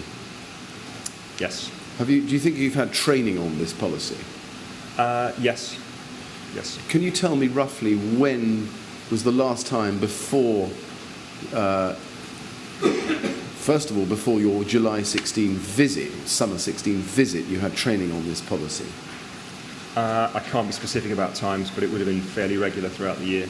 Okay. And would that mean also that you'd had training on this policy shortly before or in the months leading up to the fire at Grenfell Tower? Yes. Okay. Can I just ask you to look at page 19, which is Appendix 1, 72D. And I just want to show it to you. It starts at paragraph 1 by saying, during 72D visits, personnel should ensure that they are familiar with the following and their impact on firefighting and search and rescue operations. And then there's a long bullet point list of things that the policy says you should ensure that you're familiar with. Are you familiar with that list? Yes. Are you familiar with the requirement that visiting personnel should ensure that they're familiar with the things on that list? Yes. Did you ever have any training about how to go about conducting a 72D visit so that you as a visiting person ensure that you're familiar with the things on that list? I think for an operational firefighter, most of the list would be self-explanatory. So you would understand, means of access and egress from the side of the building. So if anything's impeding that, it would be obvious. You would therefore report it to Watch Manager Dowden. So. And when you went on your visit in the summer of 2016 to Grenfell Tower, did you take steps to ensure that you were familiar with what's on with the things on that list? Yes. All of them? Most of them. It's quite a long list, so that's a slightly unfair question. But just casting your eye down them, taking some examples perhaps. A third of the way down, firefighting shafts and protected lobby areas. On your visit, do you remember whether you took steps to ensure that you were familiar with those? Yes. You did? Yeah. What did you do? You visit the lobby, you enter the lobby, you make sure that the fire doors separate the lobby from the stairwell. We check their integrity, but we're not trained to check the actual door fittings, etc., or intermittent strips or anything else. But basically, it's a door, and it seems to be ostensibly performing its function. You're checking for where things are, floor layouts, and where the dry riser would be, where it would be an incident. Right. What did you understand was the firefighting shaft at Grenfell Tower when you visited it?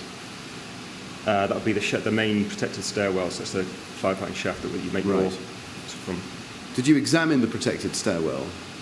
In as much as you can, yes. Right. Now, do you remember specifically whether you actually did? We would have done that. I can't remember on that occasion if we did, but yes, I've been to Grenfell many times. We would have actually done that. You'd have gone up the stairs. You'd have gone probably in the lift, tested up the stairs, tested a lobby, tested several lobby areas. Usually, a crew will go up above to test comms for the crews below. Right. Did you look at the next item down, the location and function of firefighting lifts? Did you said you checked the location. Did you check the function of firefighting lifts? As I said before, as a watch, we generally do. Generally I think we're only required to actually familiarise ourselves with it. Right. Because we're no longer actually qualified to actually inspect them. But yes, we would ordinarily do that. Looking at the next item, the likelihood and impact of any fire spread beyond the compartment of origin and the potential for multiple rescues. On that visit, do you remember whether you checked to ensure you were familiar with that at Grenfell? Yes, and there was nothing that would be extraordinary. What did you do to check for the likelihood and impact of any fire spread beyond the compartment of origin? You'd be looking at, if you're looking at the external part of the building, if they had balconies, if the balconies were, for example, had barbecues on them, or they had toys, and junk generally tends to be accumulated on barbecues, so it's outside of the flat. Sometimes that can cause a hazard, cause fire spread upstairs. But if you're meaning cladding, we wouldn't concern ourselves with cladding. We wouldn't be qualified to check cladding. We're not qualified the chemical constitution of cladding, whether it's fire. The presupposition would be that there'd be nothing put on the outside of a building that would increase the likelihood of fire spread. Just jumping to that then, two bullet points down, the floor layouts and any building construction features which may promote rapid or abnormal fire spread. And there are some examples, but just in terms of floor layouts and building construction features, did you carry out any checks during your visit in the summer of 2016 as to those matters, those features? Floor layouts, yes, hadn't spread. Can't remember checking the sandwich panels or timber frame constructions. Can't remember any at all. Right. How did you go about satisfying yourself that the floor layout and the building construction features of Grenfell Tower, when you visited it, were such as to have a particular impact on firefighting and search and rescue? Can you say that again, please? Yes. Let me ask it a different way. It was poorly phrased as a question. When you did your visit in the summer of 2016, what did you do to check the floor layouts and any building construction features to assess their impact on firefighting or search and rescue? You check the floor layout to see essentially where the flats are and how you would gain access to and from them. As far as check the sandwich panels, timber frame constructions, I didn't see any. If they were, as I said in my statement, it was shiny and new. It looked very good. The presupposition you have is that building have done their job properly. So you're really checking for any panels that may be aligned, so they're not, explain it, faulty, obviously and faulty building construction is what we'd be looking for. So if a room looks okay, I don't have any right or any qualification to go around picking apart a sandwich panel or a wall or checking if it's hollow or not. So essentially, the lobby area looks clear. The doors to and from that seem to function, and the flats of that, the doors seem normal, so there's no further investigation will be done. We're just familiarising ourselves. Okay. Did you actually go into the building, do you remember, and check flat front doors to see whether they had door closers on them? I can't remember doing that on that occasion. Do you remember ever doing it? We used to do that years ago, like 20 years ago. Yes, inspections were far more in depth, but we're no longer qualified to do that. When did that stop? Elsewhere. 15, 20 years ago, maybe. Right. So just in terms of the visit you did in the summer of 2016, are you saying you didn't actually check whether or not flat front doors had door closers on them? I can't remember checking them. Okay. And what about checking cold smoke seals on the insides of flat front doors? Can't remember checking them. What about cold smoke seals on the doors leading from the lobbies to the protected stairwell? No, we wouldn't be qualified to check them. As in, you can familiarise yourself, see if they're there. Right. But I don't know if it's been fitted faultily or not. So for me to say it's okay, I have no right as a firefighter operationally to sanction the work of the builders. The presupposition is that that's been done, it's been privatised and put elsewhere. That's no longer deemed our job. And did you check the location of the dry riser outlets? Yes. And did you form a view about whether they would have an impact on firefighting or search and rescue operations? To be honest, Grenfell Tower is good in that they are inside the lobby. So in that respect, you can fight the fire slightly differently. As I come to later in my statement, which explains why we set in on the flyer floor, is because the lobby itself becomes a compartment. You don't have to wedge the door open with hose coming up from the floor below. That's inherently dangerous to the stairwell and the protected fire shaft. So at Grenfell Tower, they're in a good position. Okay, we will come back to that in due course. Just jumping up, I missed it out. Occupancy and use profile. Did you check the occupancy and use profile when you visited in the summer of 2016? I think that's the kind of thing watch manager would have done. He would have spoke to, if there's a concierge, there used to be a concierge, but there isn't anymore. So if there's a way of checking that, that would have been the watch manager more than me. Right. Did you, if you look down a little bit further down, 7, I think, or say bullet points up from the bottom, means of ventilation and smoke control, including location of operating switches. Do you remember whether on that visit you or your colleagues checked the means of ventilation and smoke control? Again, that is, we knew it was a ventilated shaft, but in the event of a fire, it would not be a firefighter who would operate that, so no, that would be a watch manager and above. Right. And the next one, evacuation arrangements, which may include phased evacuation. Do you remember whether you familiarised yourselves with the evacuation arrangements at Grenfell Tower and their impact on firefighting or search and rescue operations? We did mention that there's no longer a fire alarm. So because there's no longer a fire alarm, it would be very difficult to have a phased evacuation or any kind of evacuation because you can't simultaneously raise the residents, especially at night time, with a fire alarm. So many years ago, maybe 20 years ago, Grenfell Tower did have one. I think it was taken out in this refurb. Right. And when you say simultaneous fire alarm, do you mean a fire alarm that worked throughout the building? Yes, because we used to go to automatic fire alarms actuating at Grenfell Tower. Do you have a particular recollection of there being an automatic fire alarm throughout the building in your time? Yeah, 20 years ago, yes. 20 years. And do you remember when it was removed? Roughly? No. You said you thought with the refurbishment. Can you be a bit possibly. I noticed it during it was noticeable that there were no sprinklers. It was noticeable there was no fire alarm in the lobbies. So you said it was noticeable there were no sprinklers. Had there ever been sprinklers? No. At Grenfell Tower? But I think you say with an automatic fire alarm or an integrated fire alarm there had been. Is that right? No. There've never been sprinklers, but because it was we'd heard it was an expensive refurb, because it looked, as I said in my statement, it looked shiny and new. The outside had been all cladded. It looked, very good from the outside. But from a firefighting point of view, they didn't seem to have spent the money on fire alarm systems and sprinklers, which arguably we would say they should have done. All right. Just going back to evacuation arrangements, you said that because there was no automated fire alarm system, you couldn't have phased evacuation. Is that... Yes. Have I got that right? Yes. Okay. But in terms of evacuation arrangements, did you familiarise yourselves on that visit with what the evacuation arrangements were at Grenfell Tower? No.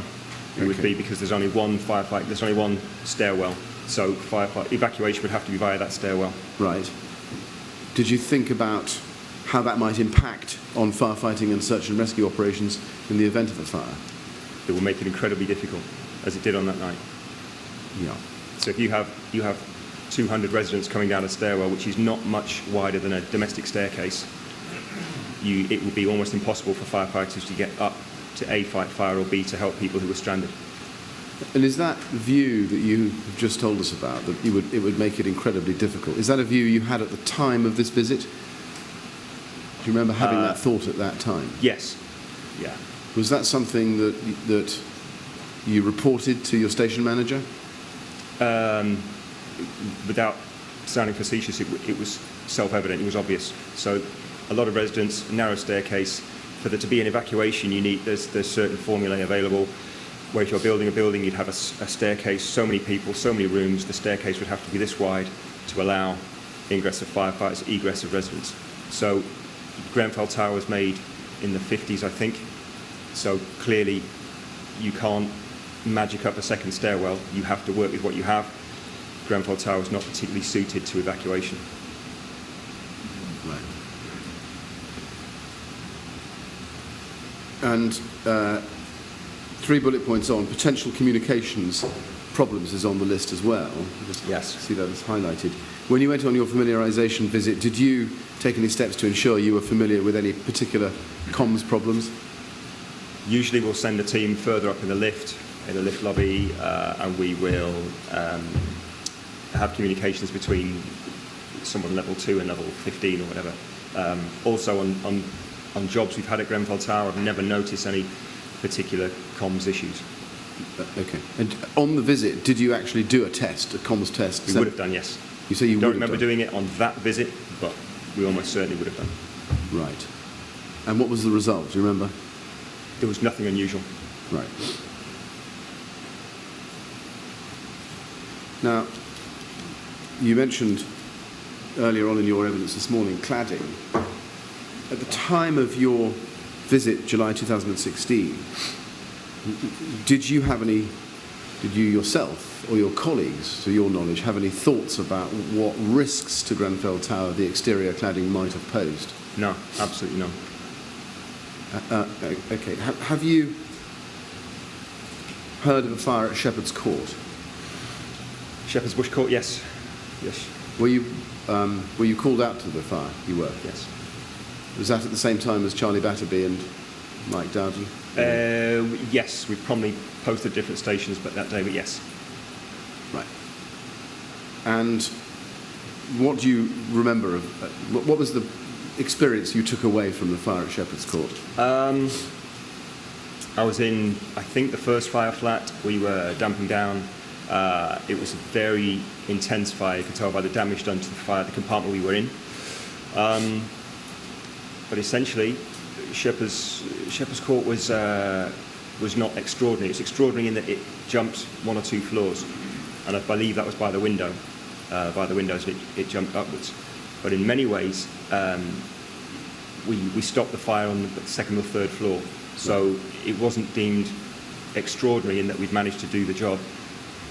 And I would say in many ways, and I've heard you mention it before in other people's evidence, but in many ways it was a vindication of compartment firefighting. The first compartment was alight, apparently set fire to the upper compartment via a window, which is usually the point where a compartment would fail. We therefore moved up, got crews inside, extinguished that fire. If it moved up again, we repeated the process and moved up. So whilst it can be seen similar in that there was fire spread, obviously nothing as aggressive as Grenfell Tower. We managed to control that fire within a short space of time, despite it being quite violent.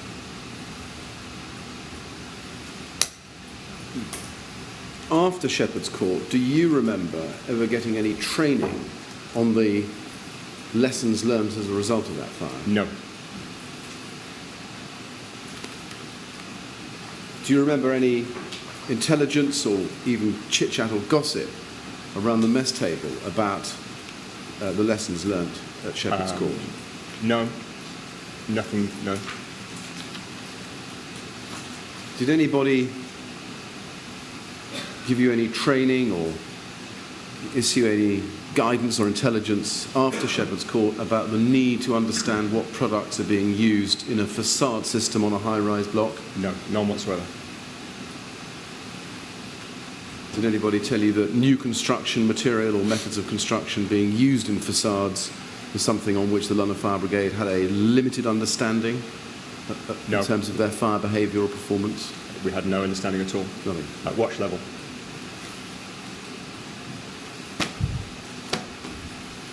Mr. Dorgu, how are you feeling? Are you content to keep going? For Yes, it? that's No, okay. that's fine. Thank you. While I'm on the subject then of training, if I can just go back to that. On page 2 of your statement, excuse me, you say 6 lines down from the top, with regard to training for high-rise fires, we do standard drills. We have a procedure we practice now and again, practice at almost every high-rise we go to, just AFAs, automatic fire alarm systems, nothing unusual. And then you go on to explain the drills with ladders and the bridgehead. Can you just explain what the standard procedure you're referring to involves? Standard drills. As regards high-rise. As regards high-rise, yes. High-rise procedure is essentially, as I'm sure you've heard before, is setting up a bridgehead of equipment. Usually we're 2 floors below the fire floor. When the fire floor is identified, then the equipment, engine control board, hose, branch, firefighters, crew manager, everything's assembled at that bridgehead. That's in safe air, 2 floors below. The BA crew will then set in 1 floor below the fire floor and move up. The second crew would go in on the fire floor to back them up. Set into a dry riser, wet riser. And when did you last practice high-rise procedure drills prior to Grenfell Tower, prior to the fire in June 17? We'd have run simulations in the months before, several times a year. So I imagine before that. Right. And did you undergo refresher training in relation to high-rise firefighting? Yes. In that period, you did. And did that training cover what I might call the stay put policy? The stay put policy, I think, is talked about a lot now, but as firefighters, we talk more of compartment firefighting. So the instruction given to the members of the public is to stay put. That's not a fire brigade policy, it's a policy born out of building control. You build a building so that it's made compartments, and compartments compartmentalise the fire, and therefore it gives us time to fight the fire. If the fire brigade had a policy on high-rise fighting, we'd have 2 staircases, smoke alarms, fire alarms, sprinklers. Because that's deemed financially not feasible, this is what we do. So we talk more in context of compartment firefighting. Did you have any training at any stage, but particularly in the months or years prior to Grenfell Tower, about what to do in terms of firefighting strategy if the fire should break out of its initial compartment and start to spread? As in with Shepherd's Court, we would move to the compartment above, send a BA crew in there and extinguish the fire in the compartment above. Was that part of your training? Yes. Okay. And did you have any training about what alternatives to look for in terms of evacuation and search and rescue if a fire broke out of its compartment and started to spread? Beyond, no. No, we weren't trained in evacuation, no. Right.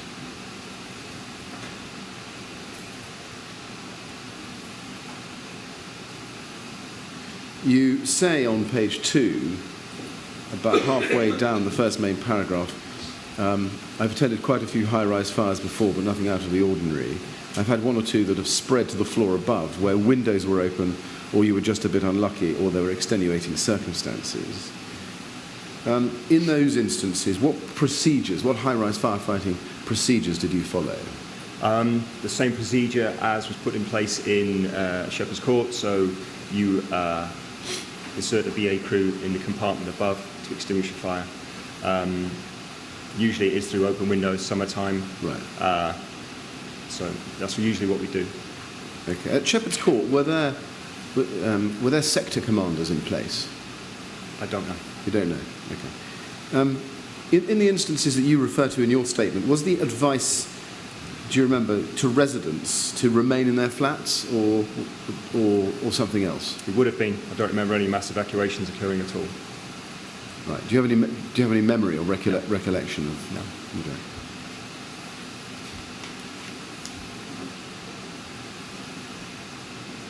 Going back to Grenfell Tower and the visit that you did in 2016 or so, and still on the subject of evacuation, do you remember what, at that visit, you learnt about what the standing advice to residents was in the event of a fire?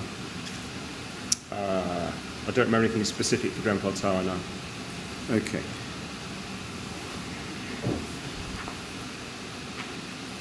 Could you be shown, please, just give me one moment.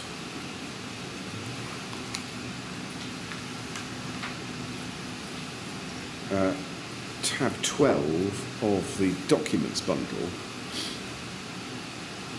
which is BLA quadruple 02416, and that is a photograph of a notice taken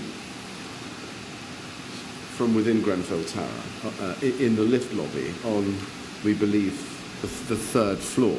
It's not that easy to read, but just looking at it, Mr. Dorgu, are you familiar with that as a notice that you saw or might have seen during your visit in the summer of 2016?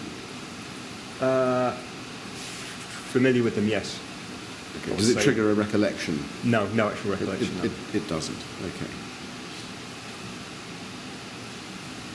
And it says in the middle, if you are safely within your block and there is a fire elsewhere in the block, you should initially be safe to stay in your flat, keeping the doors and windows closed. On arrival, the fire brigade will make an assessment and will assist with evacuation if required. If you wish to evacuate, leave closing the door behind you and use the staircase to exit the building. In your experience, was that common advice to give to residents of tower blocks in the area of London you were serving? Yes. Okay. All right. I want to turn now to another topic, which is the first call out to Grenfell Tower that you deal with in your statement in paragraph 2 on page 2. Mr. Chairman, I think I would propose that we continue, if it's all right with the witness, for another 15 or so minutes. Yes. That's fine. Well, we see how we go, and if you need a break, Yeah. tell me. Otherwise, we'll run on until somewhere near towards 1 o'clock, subject to how the witness feels. Very good. Yes. Now, on page 2, in the second paragraph, of which there are only 2, you say, on Tuesday the 13th of June 2017, I was on duty from 2000 hours on Red Watch at North Kensington Fire Station on Ladbroke Grove. So it was a bog standard night, checking the equipment. When the call came in, I believe it was at 6 minutes to 1 in the morning. Do you remember that, or is that a time you've got from somewhere else? No, I know that from just. I just know that. As Right. in subsequently. Okay. And you then go on to say, I presume I was asleep, I got ready and got onto the truck. I didn't look at the message for the call, as this wasn't my job to do so. Whose job was it to look at that message? That would be the duty man, duty person. So they'd tear off the teleprinter message, find out where they're going, give it to the drivers, make sure they know where they're going. Then we'd get on the trucks. Right. And do you remember who did that? No. Okay.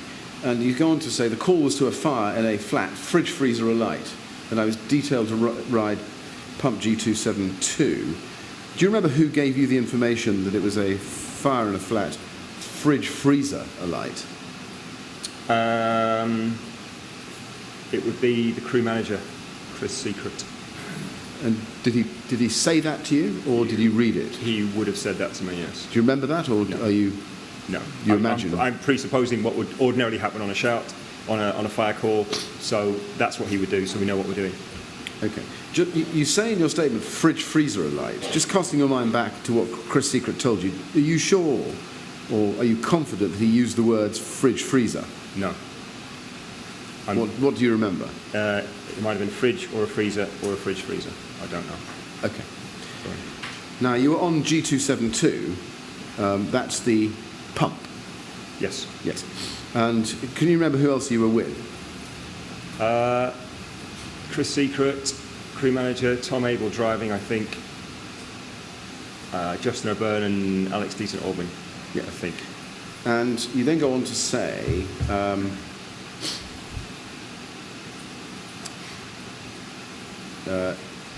that you took only a few minutes to get there with no real chat on the way. It's there. Does G272 have a mobile data terminal on it? Yes. Did anybody in the cab look at the information contained on the mobile data terminal about the building you were going to? Do you remember? Sorry, say again, please. Did anybody in the cab in G272 look at the mobile only data? crew manager Secret. Do you remember him looking? I can't vouch for that. He would have done, but because it's directly in front of him, we can't see it in the back. We've no access to it. Okay. Did he give you any kind of briefing en route? Not that I remember. You then go on to say 2 lines down, access to the tower was unimpeded. We parked directly in front of the tower by the front doors, about 30 or 40 feet away.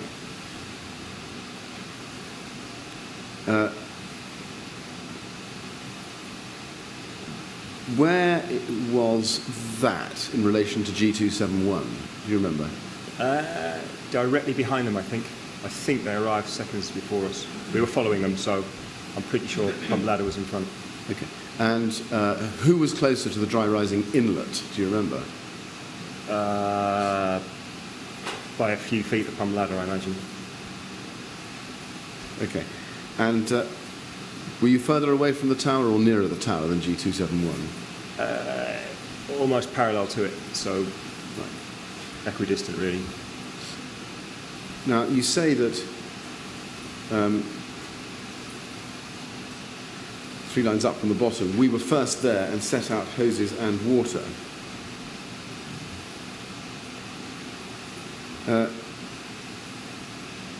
Do you remember who set out the hoses on the ground at that point? No. Okay. And did you plug G272 into a hydrant? No. No. That's not my... No, the hoses I set up would be in the building. I did nothing outside the building at all. Right, okay. Do you know what happened with G272 in terms of hoses and water supply? No, no idea. Do you know whether G272 was actually connected to a water supply at that stage? Don't know, actually. I don't know. Right, okay. And you had explained, I think, that you had been detailed to ride G272. Was your role detailed at roll call? Yes. And that's at the start of a watch, isn't it? Yes. And what was your role on that night? Do you remember? I think I was breathing apparatus crew. Can't remember any of the duties I had. Okay. On arrival at Grenfell Tower, what did you see? Nothing extraordinary at first. No fire, no smoke. Until the gentleman came out and said, spoke directly to me and said his flat was on fire. Did you look up at the tower? Do you remember? Yes. What did you see? Nothing. Nothing at all? No, didn't see anything extraordinary. Could you not even see a fire? No. Not at the time. Okay. Did you look at the east face, or? Well, let me just ask you, which side of the tower did you look at? South side. The south side. Yeah. So you didn't get to look at the east face at all on arrival? No. No. Okay.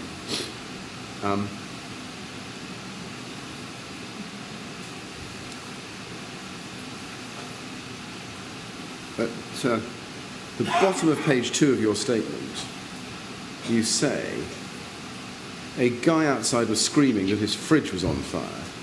He was not English, but he was speaking English clearly.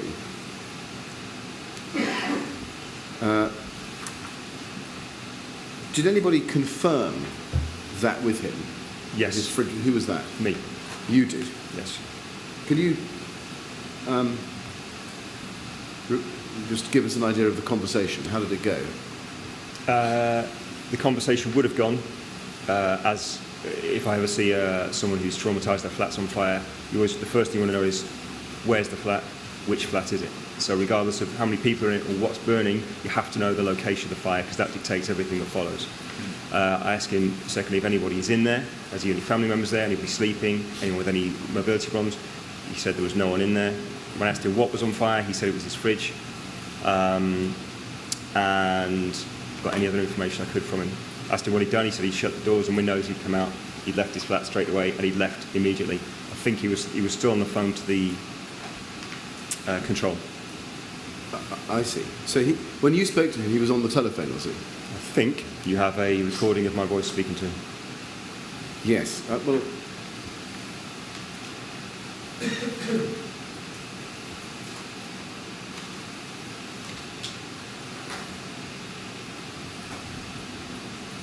I just wonder whether we can play that.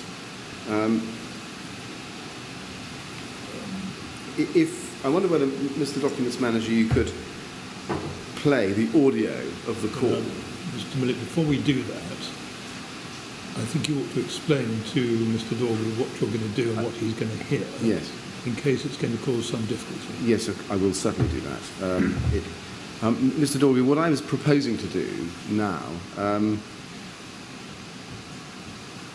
was to play the audio of a call that Mr.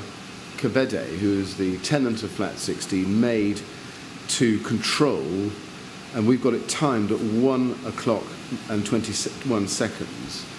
First of all, are you okay to hear an audio call of that night? I think so, yes. Yeah? And if at any stage you're not happy, just signal and we'll stop. Thank you. Okay? I don't think this requires a trigger warning because there's no visual, but I'll just to give it anyway. Witness, but just help me understand how this witness can help when he's heard the call. I might be able to identify whether it was him who we can hear in the background. Is that going to be helpful? It's really not a matter for me to say, but Well, it may true. complete a Ultimately, picture. It's not, but It may complete a... Well, what we'll do then, let's press on, and I'll think about it over the lunch break. That I'm encountering some... we may have to come back to this, Mr. Dorgu, but No problem. there again we may not. Yeah.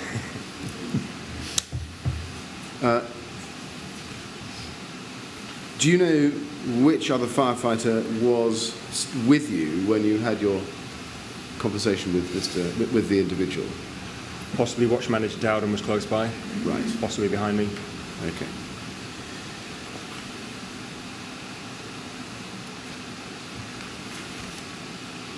Now, in your contemporaneous notes that you made just after the incident, can I just ask you to look at those?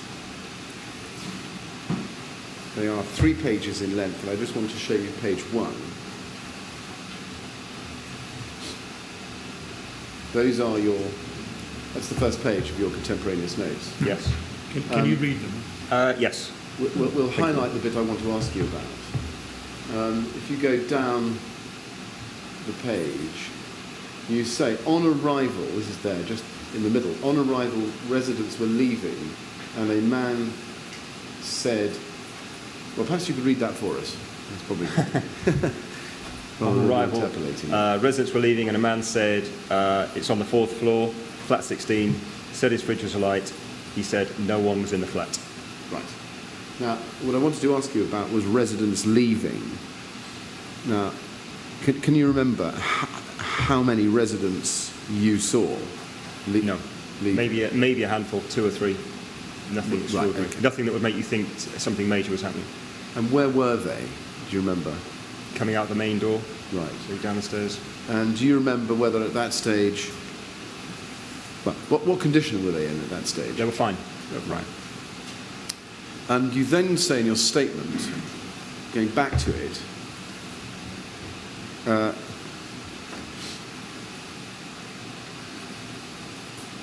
in the second line, Therefore, there was nothing unusual. I went up to the 4th floor and found which flat it was by feeling that the front door was warm. I don't recall there being any smoke at this point.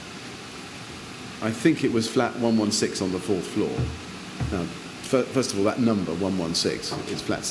It's wrong. Flat 16. It's flat 16. Apologies. How did you get to the 4th floor? Do you remember?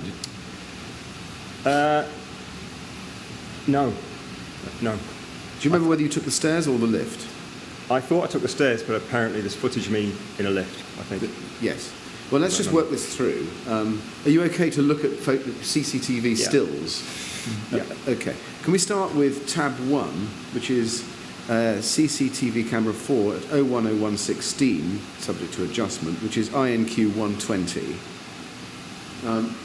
Do you have that enlarged? Do you think you can identify yourself in that picture? That's me, yeah. Well, which one? The middle one. Right. Carrying what? Enforcer in my right hand. Yes. Holding a Halligan bar in my left hand. Right. Okay. So that's a Halligan bar in your left hand, is it? Yes. Right.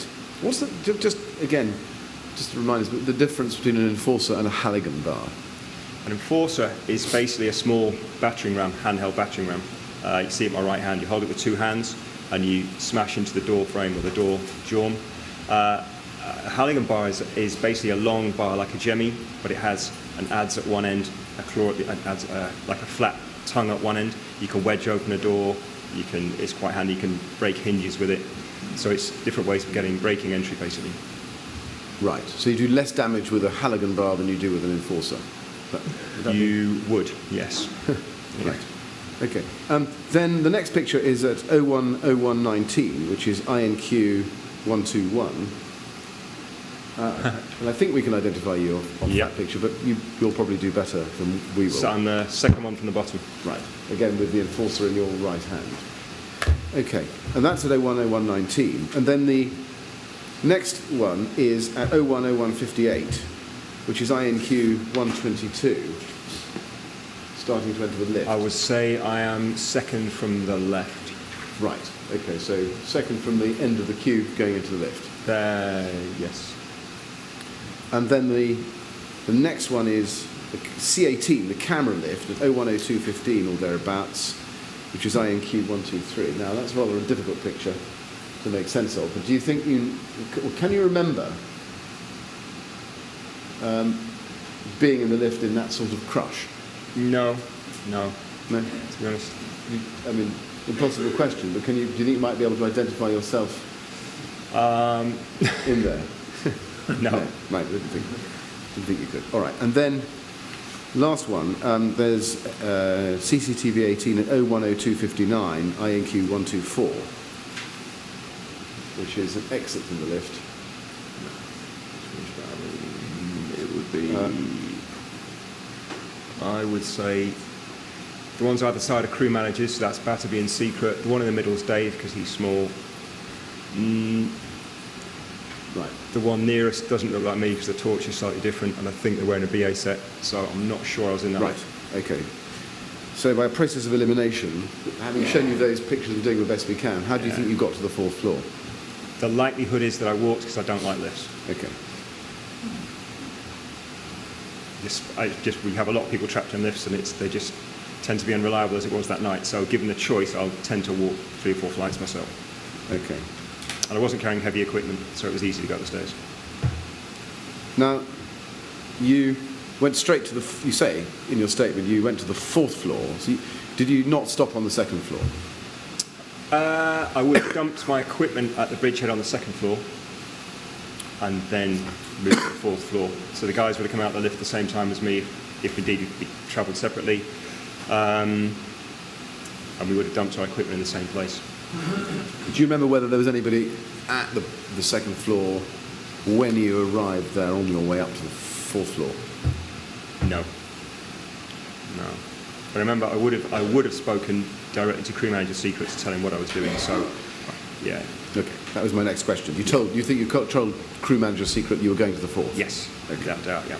And you left him on the 2nd, setting up the bridgehead, did you, and then went up to the 4th? Yeah. Is that right? I don't want to Yes, that's right. Sorry, yes. suggest to you what happened, but is that... No, yeah, that's right. Chris Secret would have set up the bridgehead.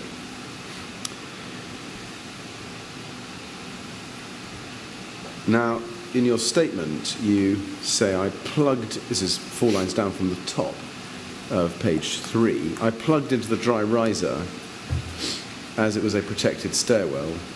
I think we set in on the 4th and also plugged in on the 3rd.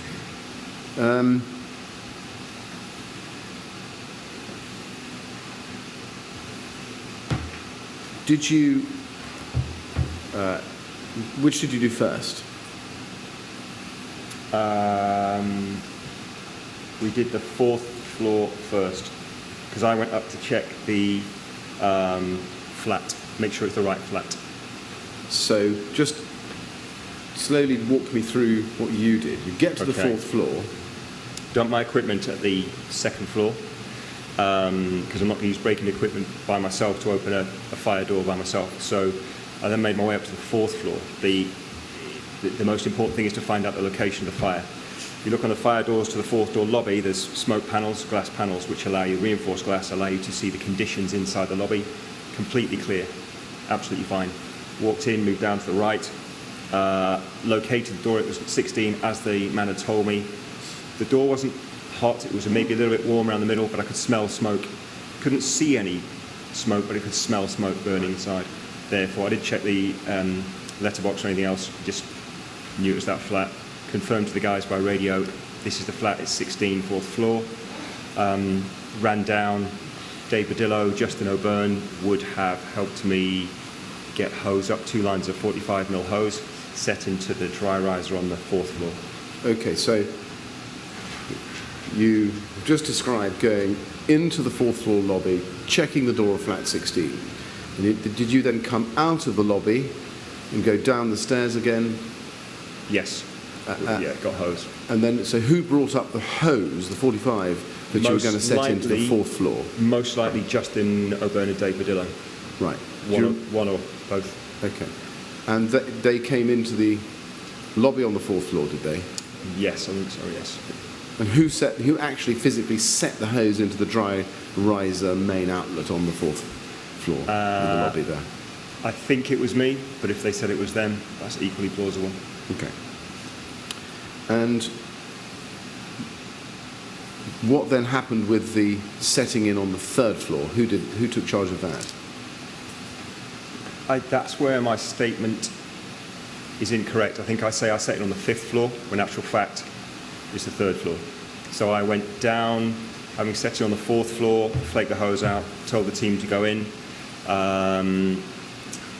We went down to the 3rd floor, so the floor below. So you take hose up into the 4th floor for a backing up crew. I see. Okay. So, because you say in 2 places, I think you say on the 5th line on page 3, I think we set in on the 4th and also plugged in on the 3rd. Yes. And that's what I was asking you about. Yes. You're right. 6 lines down from that, you say Dave smashed access to the dry riser on the 3rd. Yes. And Justin O'Byrne plugged in on the 5th. No, that's the 3rd. That should be 3rd. Yes. After I had tried to, but was turning the wrong way. Correct. So, just in general terms, in terms of the order of things, you've explained how you set in on the 4th floor. Yes. And then Dave Badillo smashed access to the dry riser on the 3rd, and O'Byrne plugged it in. Is that right? Yes. Yes. And you were turning it the wrong way. Yes. Okay. Did you come down to the 3rd floor? Yes, from the 4th. After having set in on the 4th floor? Yes. Right. And then tell me what happened with the 45mm hose from the dry riser outlet on the 3rd floor in the lobby. What did you do with the hose? I think I was left in situ until we were sure. It wouldn't have been charged until we were sure we needed it.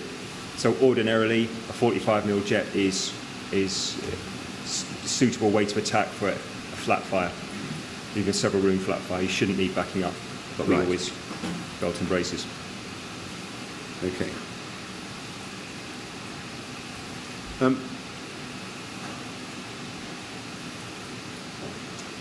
Going back to the identification of the flat on the 4th floor, Yes. you say you felt the front door. you say in your statement, 3 lines down from the top, I went up to the 4th floor and found which flat it was by feeling that the front door was warm. My question is, had you not been told that it was flat 16 where the fire was? Yes, but in no disrespect to anyone who is talking to you when the flat's on fire, but they're often traumatised, confused. Sometimes they are embarrassed what they've done. It's a friend's house, they're not sure, they're only staying there short term, they don't know what floor it's on. Might be the 4th, might be the 5th. It might be, I might have misheard him, it might have been 6-0, not 16. So it is crucial to find out which flat it is. If you have that wrong information and it was flat 60, we could be several floors below, having set up a bridgehead of a BA crew ready, break into the wrong flat, and the fire's still going ahead. So that's why I was very specific about that flat. Yeah. Yes, I see.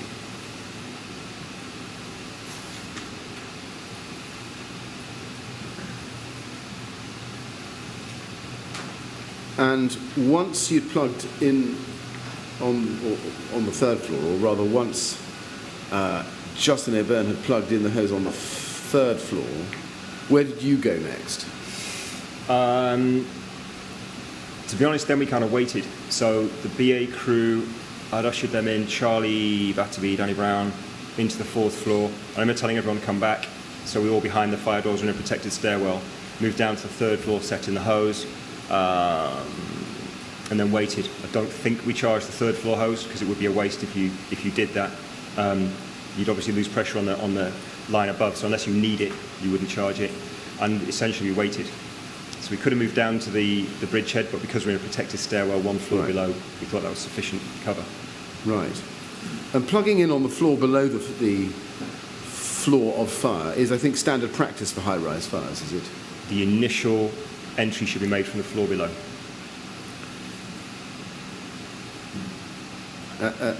And does that carry with it a risk that smoke would leak out into the protected stairwell?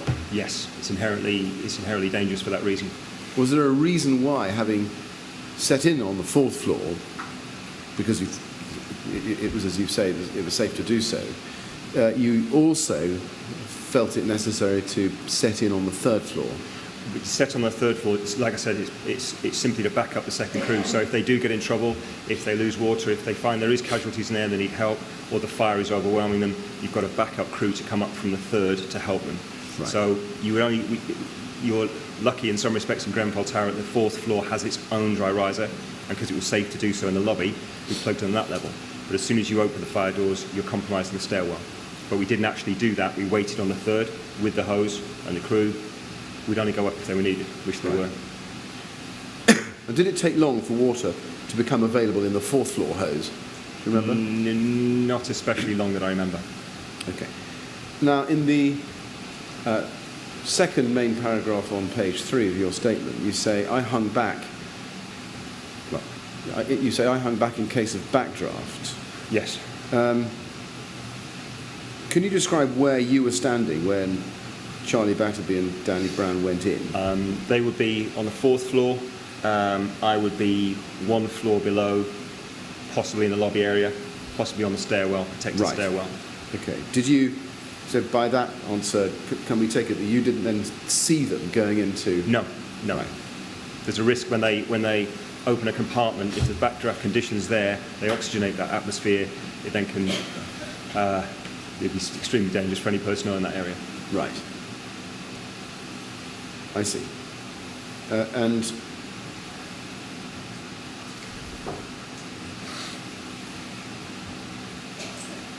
you say in the 3rd line of the 2nd paragraph on page 3, it was just a fridge fire, so I was waiting for them to say that it was out.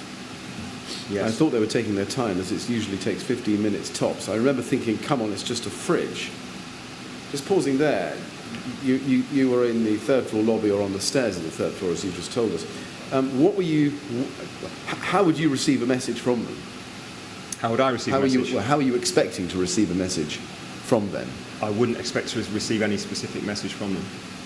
So in your statement, when you say, I was waiting for them to say that it was out. I was expecting them to come out of the building. So if it's technically a fridge is a small object, a fridge fire, it's on fire, but not especially flammable, and it's not in a kitchen is not especially flammable as opposed to furnishings of a lounge. So you would expect and experience would dictate that it shouldn't take very long.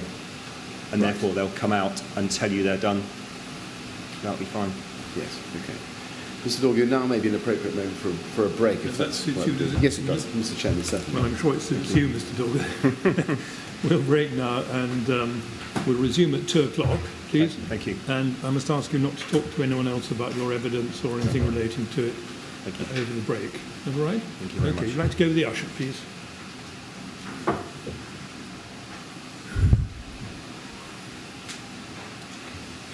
Thank you very much. 2 o'clock, please. Thank you.